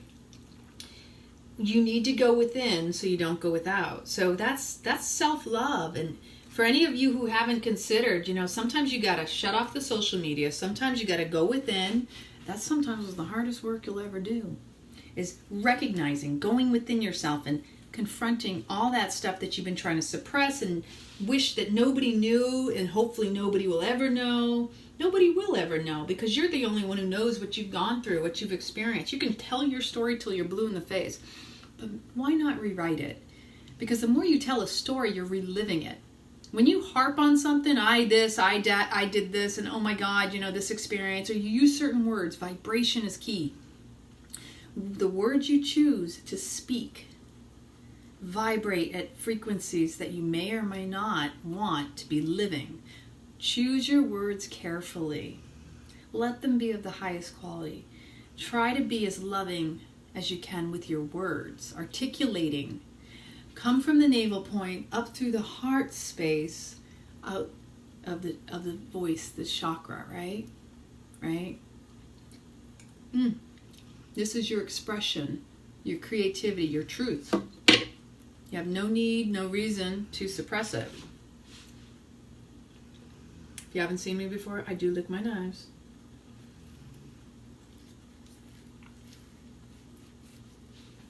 It's just that good, okay? No apologies necessary. You need to practice to think before you speak. You know, breathing, just breathe. When you have to speak, just take a moment and breathe through it.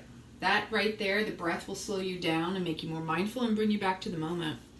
You all know I talk about breathing a lot because I myself have been known to hold my breath a lot, and I had to learn to master my own breath. Now, am I a perfectionist on it? Or have I perfected it? I am a perfectionist in my mind, but nobody's perfect anything because that's a perception and that's an imposition of the mind. Truly, we're all perfectly who we are and how we were created. It's just this idea in the mind that we have to be something more than what we are already in the moment, right?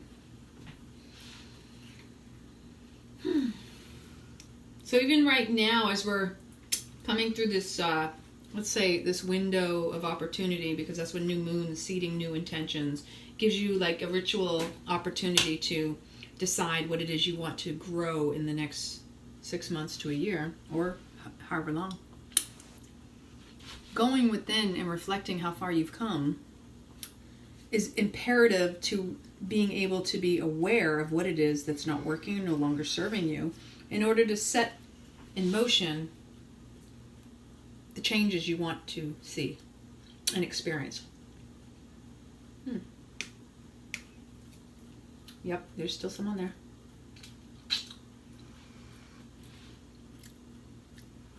Why have I not cut? I know. You know what, Jen? I don't know why people don't do it this way. It's easier. I don't feel like I have to make a cutting board. Half the time I don't use a cutting board. Usually I cut everything in my hands. But I make these long diagonal lines. And this is, again, this is a, oh, there's a bad piece in there. I can see it right now. But when there is bad stuff, I just chunk it out with the knife. But that's funny.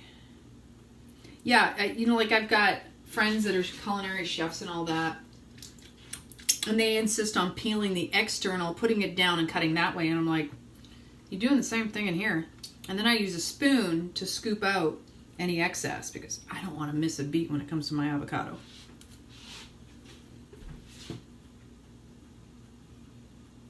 I think I got all the bad part out. And then I go, you know, and it depends on how I want it to be cut. Sometimes I want them in small pieces and sometimes I diagonal, and then sometimes I go around the edges and make it all like, you know. And then it just, especially because of how perfect this is ripe-wise, this is still, it's not as hard as the last one was a little harder.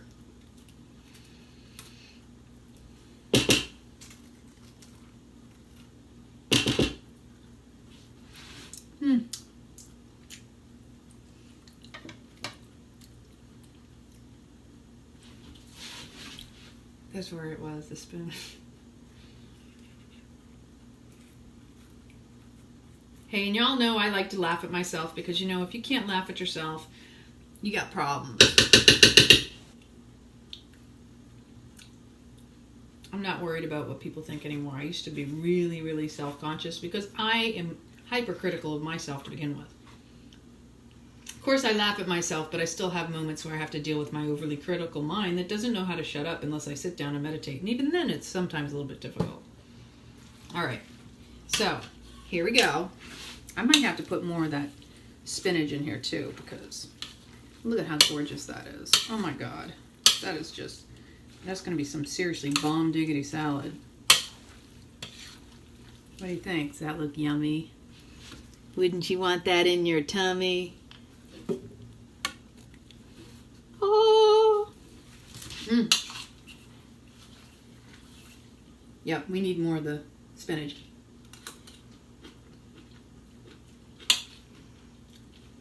Ooh, thank you, Trina, for sharing this video.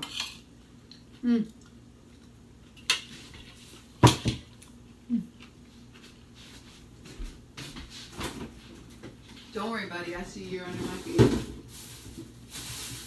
I almost forgot about this. This is going to give it an interesting crunch to it. If you have access to fennel, I highly recommend you use it. Again, it's a diuretic.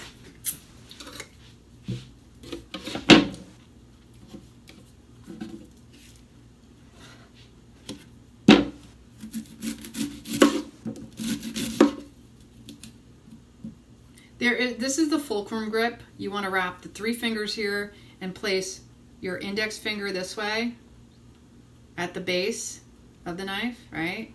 And the thumb, and you have control over your knife. If you're doing like this, you could lose it at any moment. This I learned a long time ago before I did a culinary course, but I admit I'm a little lazy sometimes. Then you have the grip that you want to use your knuckles forward versus your fingertips. I've cut off plenty of nails, but right now it seems all my nails are broken anyway. I personally have always had an affinity for fennel. I love fennel. Celery took me a while to really come around to, but when I learned how beneficial it is, and I can crunch on some celery for the realies. I think I'm going to take off some of this base. I actually have the base of the fennel in a container back there in some water, and it's already starting to sprout. Let me show you. This is what I do. Just like the celery, I'll put it in water, and then I'll stick it outside in the dirt when I remember to do it. It's already got a little green sprouts going on in there. What do you think? It's super easy to sprout and regrow these things. It takes no time.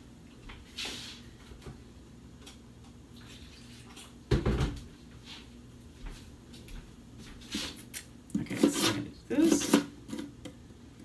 This is going to impart an interesting flavor for those particular yummies. Yummy, yummy, goody. So good. Oh my gosh, is it really already 9? Where'd your time go? Told you I can rap in my kitchen. How long have I been going anyway?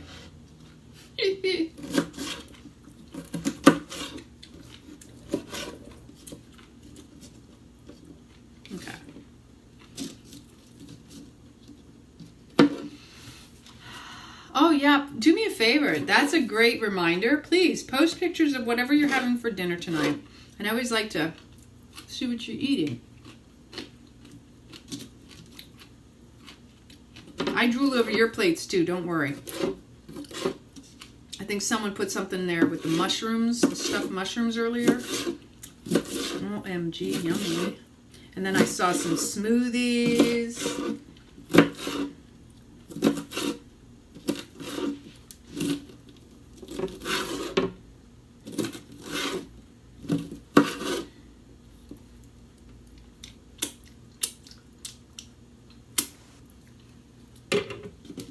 Yeah, this is going to be a fun play. I can feel it on my palate. That's why I decided to grab it. Mm.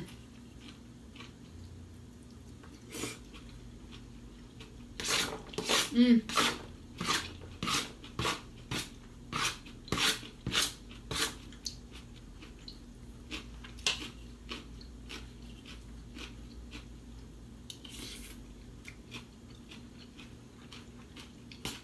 Mm. Good call, Lana. Just saying.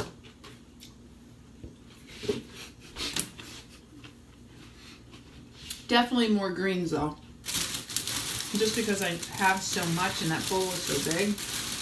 And it really is a lot of dressing.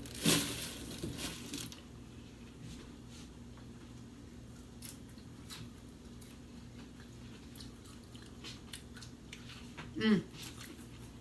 I kid you not. Oh, so yummy. Okay. More chiffonade time. Ribbons. Spinach ribbons and ruffles. Yeah.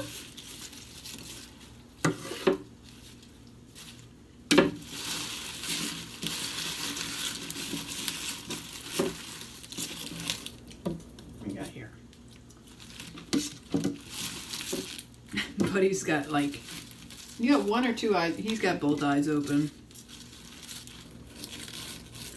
Might have to post some of my sleepy time videos. I got one eye open. Sometimes I can't sleep. And you know, every once in a while you may catch me. I may go live and pull an all-nighter. I've been known to do that for 4 hours. Or 2 or 3. Just depends on my phone and how charged up it is. 30 cookbooks. Oh my god, right? Cookbooks that were meat-based. Oh my gosh, there were some books back when I used to cook meat. I can remember I had some really nice fancy ones. I used to make this salmon caramelized.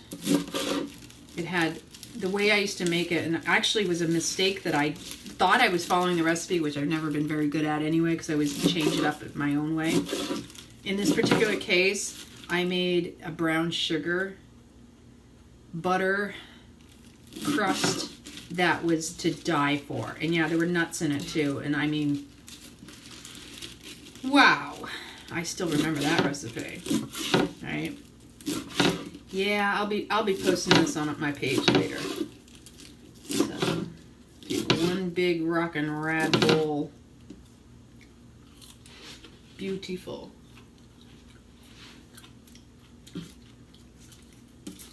Yeah, make sure you follow me, even if I'm maxed out on friends. If you're not getting my notifications, you want to know when I'm going live, it's the best way to do it.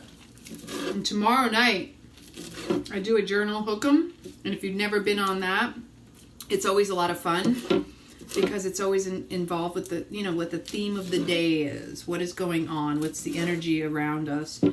I pull out some of my old journals and I review what was going on in my life at that present time.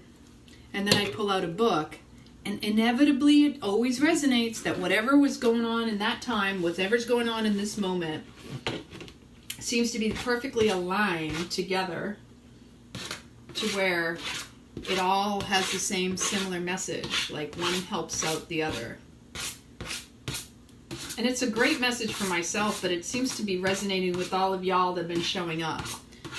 So I highly recommend, if you haven't tuned in. I usually go between 8 and 9 o'clock in the evening when I start. A lot of times I don't know if my day's getting a little bit, I'll say, jacked up, because, you know, I do admit I will get a little bit more consistent. I'm working on time management at the moment. Haven't been always that good at it myself. You know, I overpromise and I underdeliver sometimes, but I guarantee you always get more than what you think you're going to get from me. You get the little pieces of me, you get the best of me. Let's see. Okay, let's spin this round and round.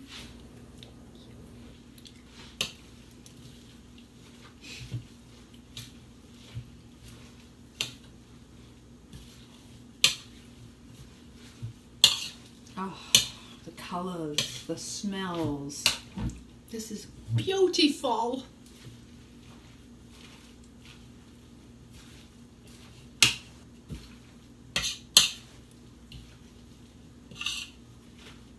I feel like I want black sesame seeds, but I don't know if I have any, because it would make this look so much radder, like bring out colors. At least on a bowl that doesn't have all these colors that it's already in. Like if I put it in a plate, nice picture. Because sometimes you'll see I'll post all different creative pictures out in my backyard, in my yard, under the tree, wherever, my lemon tree. I have a Meyer lemon out back. I have a mulberry tree in the very, very back. I have a fig tree. I have a papaya that's going crazy. Can't wait to see how many papayas come off of that.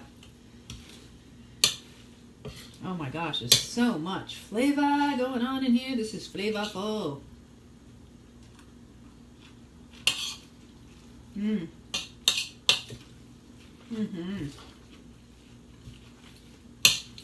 Oh my gosh.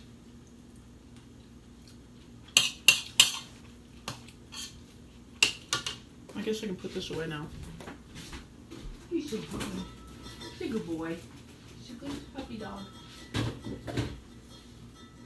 What is that? I wonder what that... Oh, I know what that is. This is an olive oil infused with cilantro and a pepper something or other. Look at that. I know you want some. I know it is a big hunkin' salad. Ah! Insalata. Insalata mista. Totalmente mista. Fatto con seme di sesame. Un tipo di salsa. Buonissimo. C'è qualcuno che capisce quando parlo in italiano. Exactly. Good for you. Rosina, I give you major kudos because I know that's, you know, you gotta press play sometimes. That's what I try to remind y'all. You think, oh, she makes it look so easy. I still get butterflies in my stomach before I hit that play button. Before I click go live, I'm like going, okay. I'm like, breathe. Because on the one hand, I'm excited. On the other hand, I also get anxiety and I get nervous myself. A lot of people wouldn't think that's the case. Trust me, I do. And this is a great way to conquer your fears. This group is a great support community for you to step outside of your comfort zone and to know they're all there rooting you on, right? Okay. Oops. I know something hit the floor. My mess over here. Okay. With the ants. What the heck? Seriously. Now where are you going now? I'm telling you, these are like, ants are up after their bedtime. That's all I'm going to say. They don't need to be up in my stuff tonight.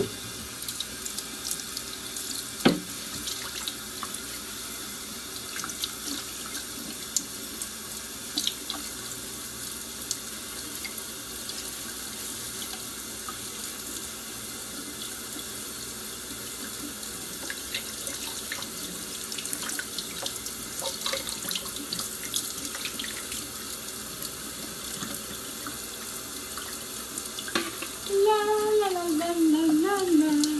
So anybody have any favorite cartoons? The Smurfs just came to mind. I don't know why.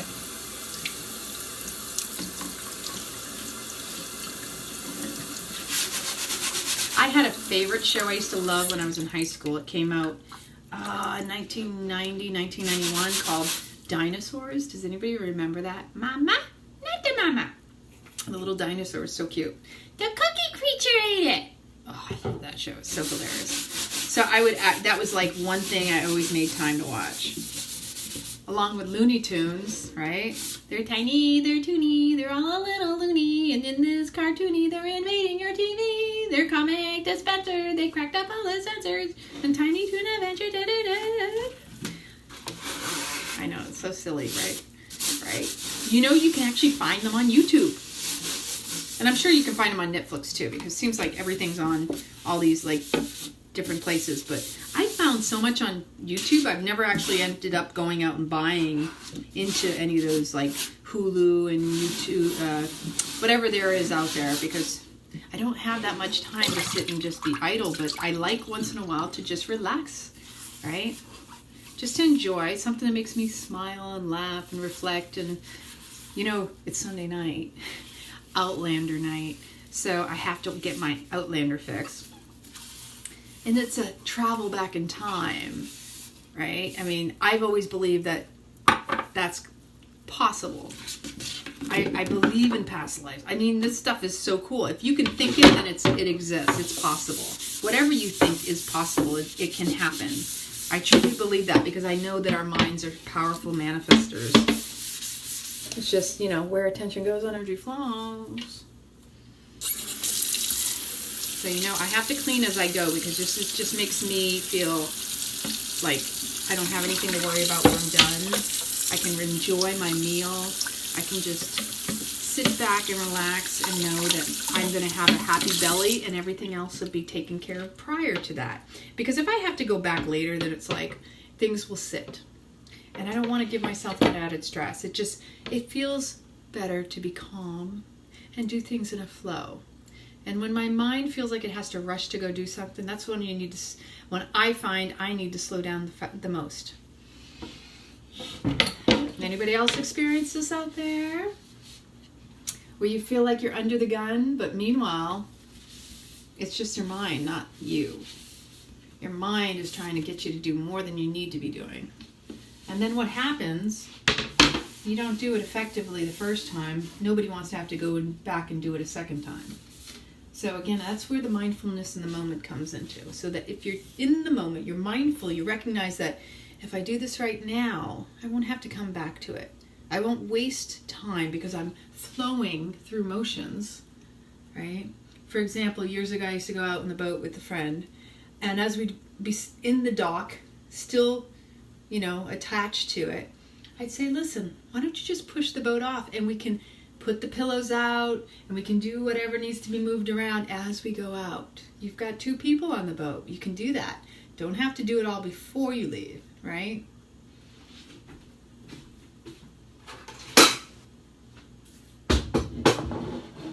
My favorite character, for those of you who watch Outlander, of course, is Claire.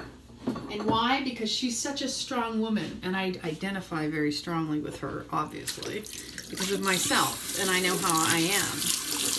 Now, there's some things about her that are not, you know, they're nothing like me, but I love the fact that she's got so much awareness and so much knowledge. That's the way they portray her character, and she knows about all these herbs, and she's able to apply and heal and help these people. How beautiful is that? And I feel like, to me, that's kind of how I feel in my life, that I have all this knowledge and wisdom that I've gleaned through my personal experience, and I know that I would not have had my experiences if it weren't for the fact that I'm meant to share them with you all. That there are people out there that value what I have to bring to the world and my gifts, right? And because of that, that's why I show up, because of you. You inspire me to be here because those of you who value and need to hear whatever it is I have to say, you show up. And to me, that's inspirational, because showing up is half the battle. And when you show up for you, You're healing. It's just like you made the choice to be here. And that's choosing to be whole, to integrate all those parts of yourself that may not feel right and allow them to come together so that you can heal and become whole. And healing implies that you're even broken, and you're not. It's just we have to reintegrate all those parts of ourselves back into the wholeness of who we truly are, right? You gotta win it. Okay. So I have this big, beautiful bowl, and I forgot to put the cilantro. My cilantro and some parsley. But I'm not going to put it in the salad. I'm just going to take these. When you buy fresh herbs and greens and stuff, don't leave these things on them. Take them off. Because otherwise it causes the moisture to wilt, and they don't last as long. And they go black, and they turn colors, and then you go in and you got a big pool of like soggy, no longer good greens, and you're going, what happened? I've done it enough times. That's how I'm trying to do better, right? As my awareness is key, because then I can eliminate the stress later. You're okay, buddy. He's wagging his tail. He's like, I know I'm okay. What you got for me? He's got the doggy hooked up over there. And so I've used at least half of this bag, which is really good. And tomorrow I'll probably make a green smoothie with this. I used the drawer to hold this. Alrighty. Oh, hello. I see. Somebody's been in my fridge. Man, oh man, oh man. I gotta move that pie. Move that body. Shake that body. Move that body. Dun, dun, dun.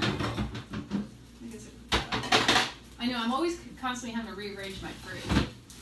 I got a banana cream pie. Chocolate good.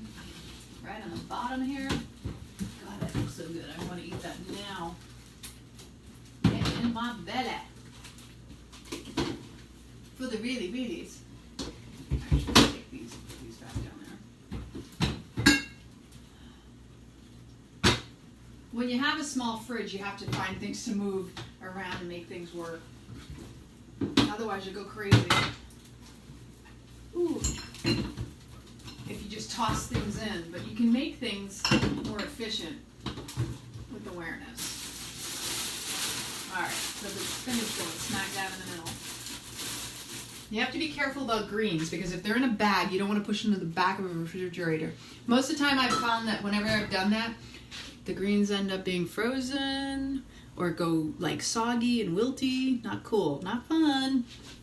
Not good. Nope, not good. I got some onion. I'm not going to put it in there tonight.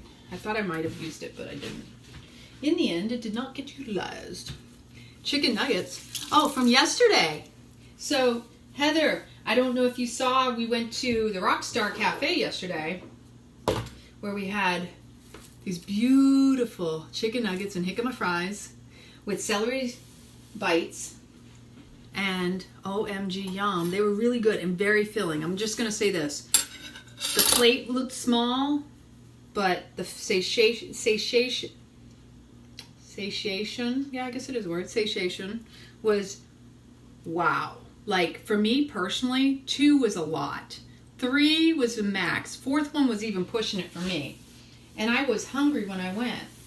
So I did give Tom some of my extra because he was enjoying it, and he's got more. He needs to eat more than I do a lot of times. So yeah, pretty rad. And they are an awesome place. I've been going to them since I started on my journey, and it just, for me, I see how I am guided in my life. I would not have found them had it not been, ironically, around the same time I found out I was allergic to gluten. And here I was having these reactions, and then they just appeared. I mean, literally, I found them within their first couple weeks of opening. Somebody had said to me, you should check out this new place. They have raw foods. And I had just come across and bought my book, The Live Food Factor. And when I bought that book, I was just like floored at the information that this woman did. She spent over 5 years amassing this information, researching it, and putting it in this book. It's a good sized book. And I tell you what, if you're interested in things like that, we can provide you some links and some information about the books that have helped me on my journey, as well as other things, because I have a whole list of amazing information I am always willing to share. These will be used tomorrow or this week. I think it's time to eat. So tell me, do I have any other questions out there? Have you enjoyed this broadcast? Is there anything else you'd like to know? Would you like to travel with me? Can you imagine? What if I threw a retreat? Would you eat my food? Would you be interested in joining me? I have a couple places I might want to go. And if you're interested, I'll take you with me. How does that sound?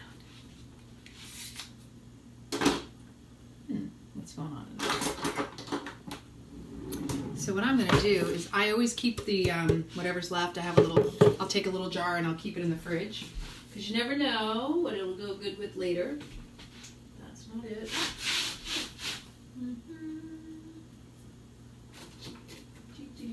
Okay, hello. I have so many jars from all of my almond butters and look, these jars are fantastic because they're glass. I reuse them all the time. I use them especially when it comes down to it. If I can actually do this, I'll buy like avocados and I make a pesto that is lacto fermented, and I use the cabbage rejuvelac in it, so it's even tangier than a normal pesto.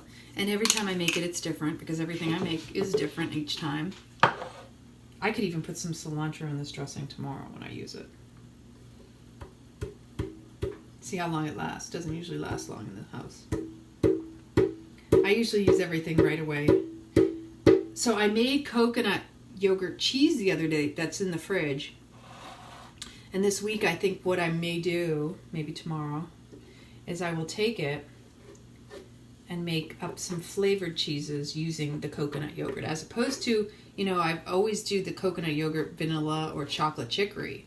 But in this case, I have made like turmeric coconut cheese or curry cheese. I've made, and I don't have it right now, but get my hands on some decent chestnuts. I've made chestnut cheese. Oh, that's one of my favorites because I was able to recreate like a gorgonzola base type of cheese. And I don't know about y'all, but I was a cheesehead big time. I'm talking like taleggio was one of my favorites. I used to make the best omelet with asparagus and taleggio.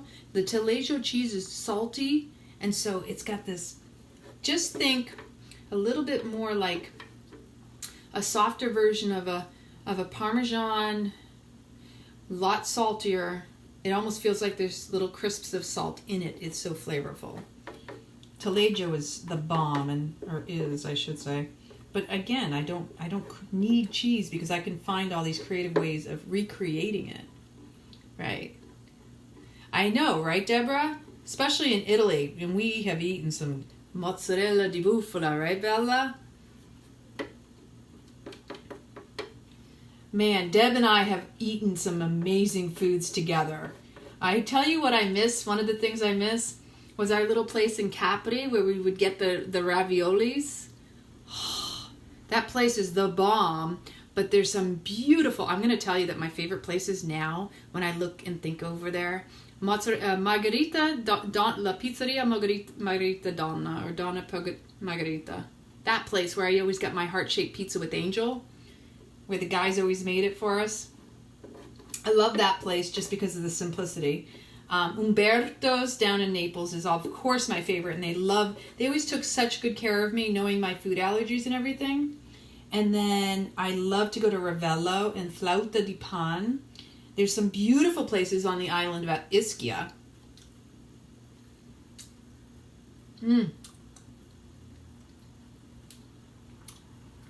Yeah, like Flauta di Pan totally catered to me when I was over there because of my food allergies, but also because I don't eat meat. And see, that's a nice, isn't that pretty? Look at the colors, right? Partially because of the orange bell pepper. So you know this is the part where I lick the rest of the container. Meanwhile, this beautiful salad is soaking in all the flavors.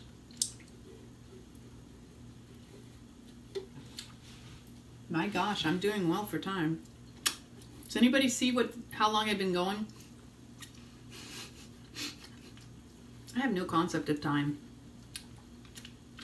See, the further south in Italy you go, domani, a più tardi, a little later, tomorrow, no rush. The life is too short.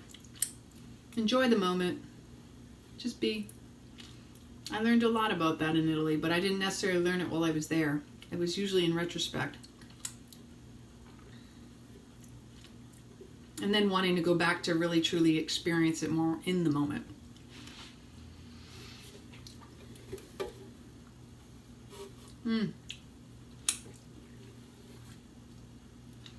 So the fact that I can recreate cheeses using nuts and seeds, that makes up for everything.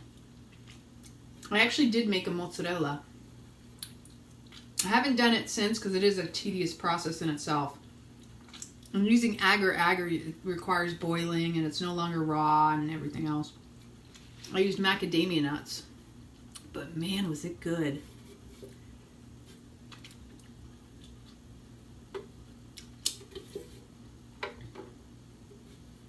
Any special requests before I go?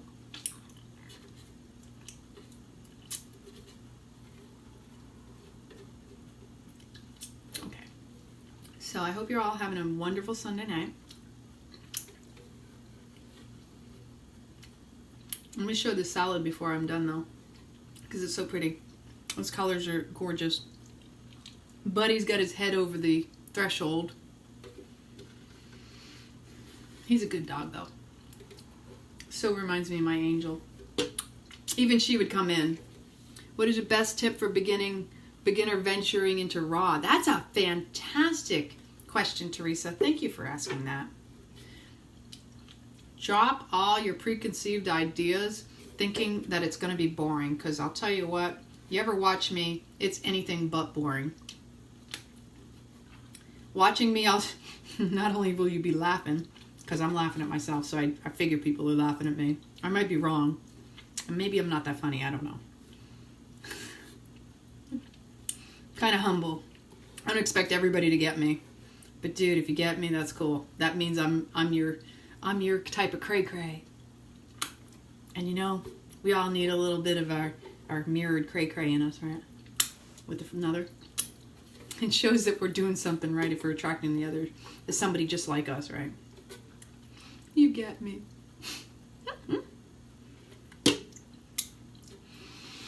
So some of the things that I eliminated all the processed foods and like bread especially.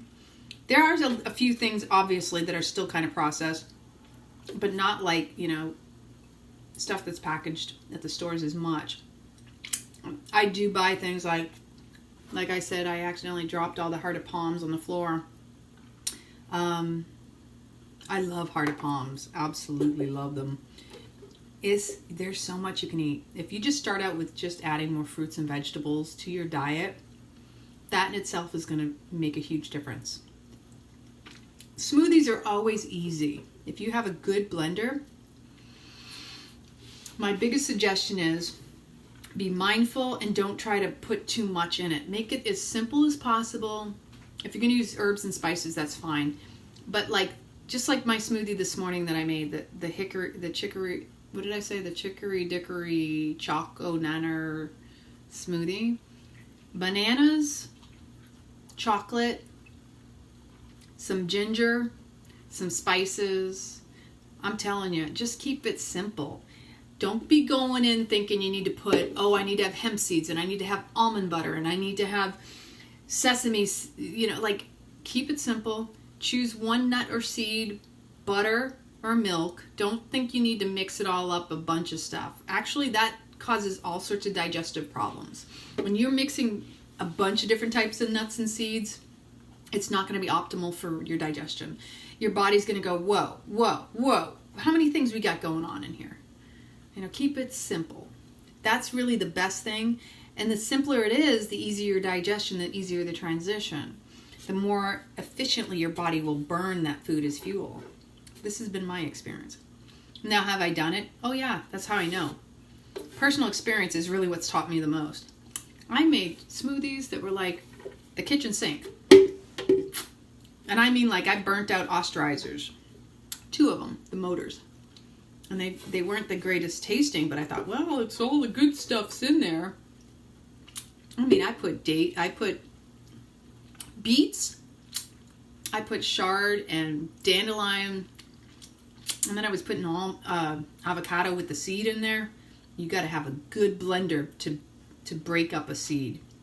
If you don't have like a Vitamix or a Blendtec for the avocado seed, you will not be happy. It's already bitter as it is, but if it's chunky and it's not smooth, you're never going to want to do that again. It's supposed to be good for parasites. I don't make a habit of doing it myself because it is really, really bitter. Maybe you can cut it in half and do half. So I think I'm almost done licking out my blender. I'm serious. If I'm doing this, it means it's really good. I'm kind of my own food snob in the sense that I like my food a lot. And I don't really mean snob. I just have a high valuing and appreciation of the work and what I pour into it. But it tastes so delicioso to me that I have no problem just eating it all by myself. I know, Trish, I've done the same thing to where you're like, but it's good. So you convince yourself it tastes good. Kind of like when I first was doing soy, but it's good for me. So I thought it tasted good. Man, I lied to myself because that shit tasted nasty. I'm just going to say. And yeah, I actually had to curse on that one because it was gross. And I was having stomach problems on top of that. Soy is processed. All that stuff that's out there, whether it's soy milk or tofu, even the tempeh I don't trust. I'll do chickpea misos and miso because as long as there's no soy in it, gluten. No, I won't eat all that by myself in one sitting. No, that's actually too much for me tonight. But I have been known to have a little bit left over and put it in the fridge and tomorrow. And if there's still more dressing at the bottom, I'll add more of the spinach to it. But truly, I find that, yeah, I'm a lot more honest with my own self and listening to my body. Soy caused me problems just like the IBS. And my skin, it breaks out. If I have something that has even the slightest bit of soy, my body tells me. It's like, oh, that was a bad idea. Right? Bloating and constipation. Ugh, I don't need that anymore. I've had enough of that. I value my body a lot more. And I think after the cleaner you get, your body is more sensitive. And then you're like going, wow, wait a minute, what did that to me? And you're able to trace it back to certain things that maybe you don't use as much. And I'm the same way with the whole, I don't want to waste anything. So I have been known to overeat just because I thought, well, I don't want to throw it away, right? I know we all do that, right? And I don't know if that's like going back to when I was younger and my mom going, there are starving kids in Africa. And my parents would both put that little guilt trip on us. And we're like, can we send the food to them? Me and my sisters are very intelligent. We're like, okay, well, we're not hungry, but can we send the food to them? Our parents, I swear, we made them speechless numerous times growing up. These kids are a lot smarter than they look, right? So, as I put my stuff away, I'm going to show you the bowl. This is going to go back here. I ran out of dates. That tells you something. So 2 big boxes of dates within about a 3-week period. And those are 11-pound boxes, by the way. Just saying. I love you all. Let's get one more look at this beautiful, gorgeous salad, which is just the bomb diggity. And I wish you could smell and taste it just to get a sample, right? Look at this.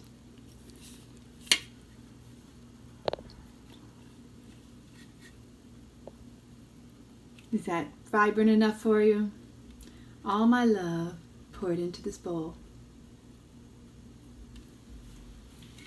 So go get you some. I will write it up and post it later on.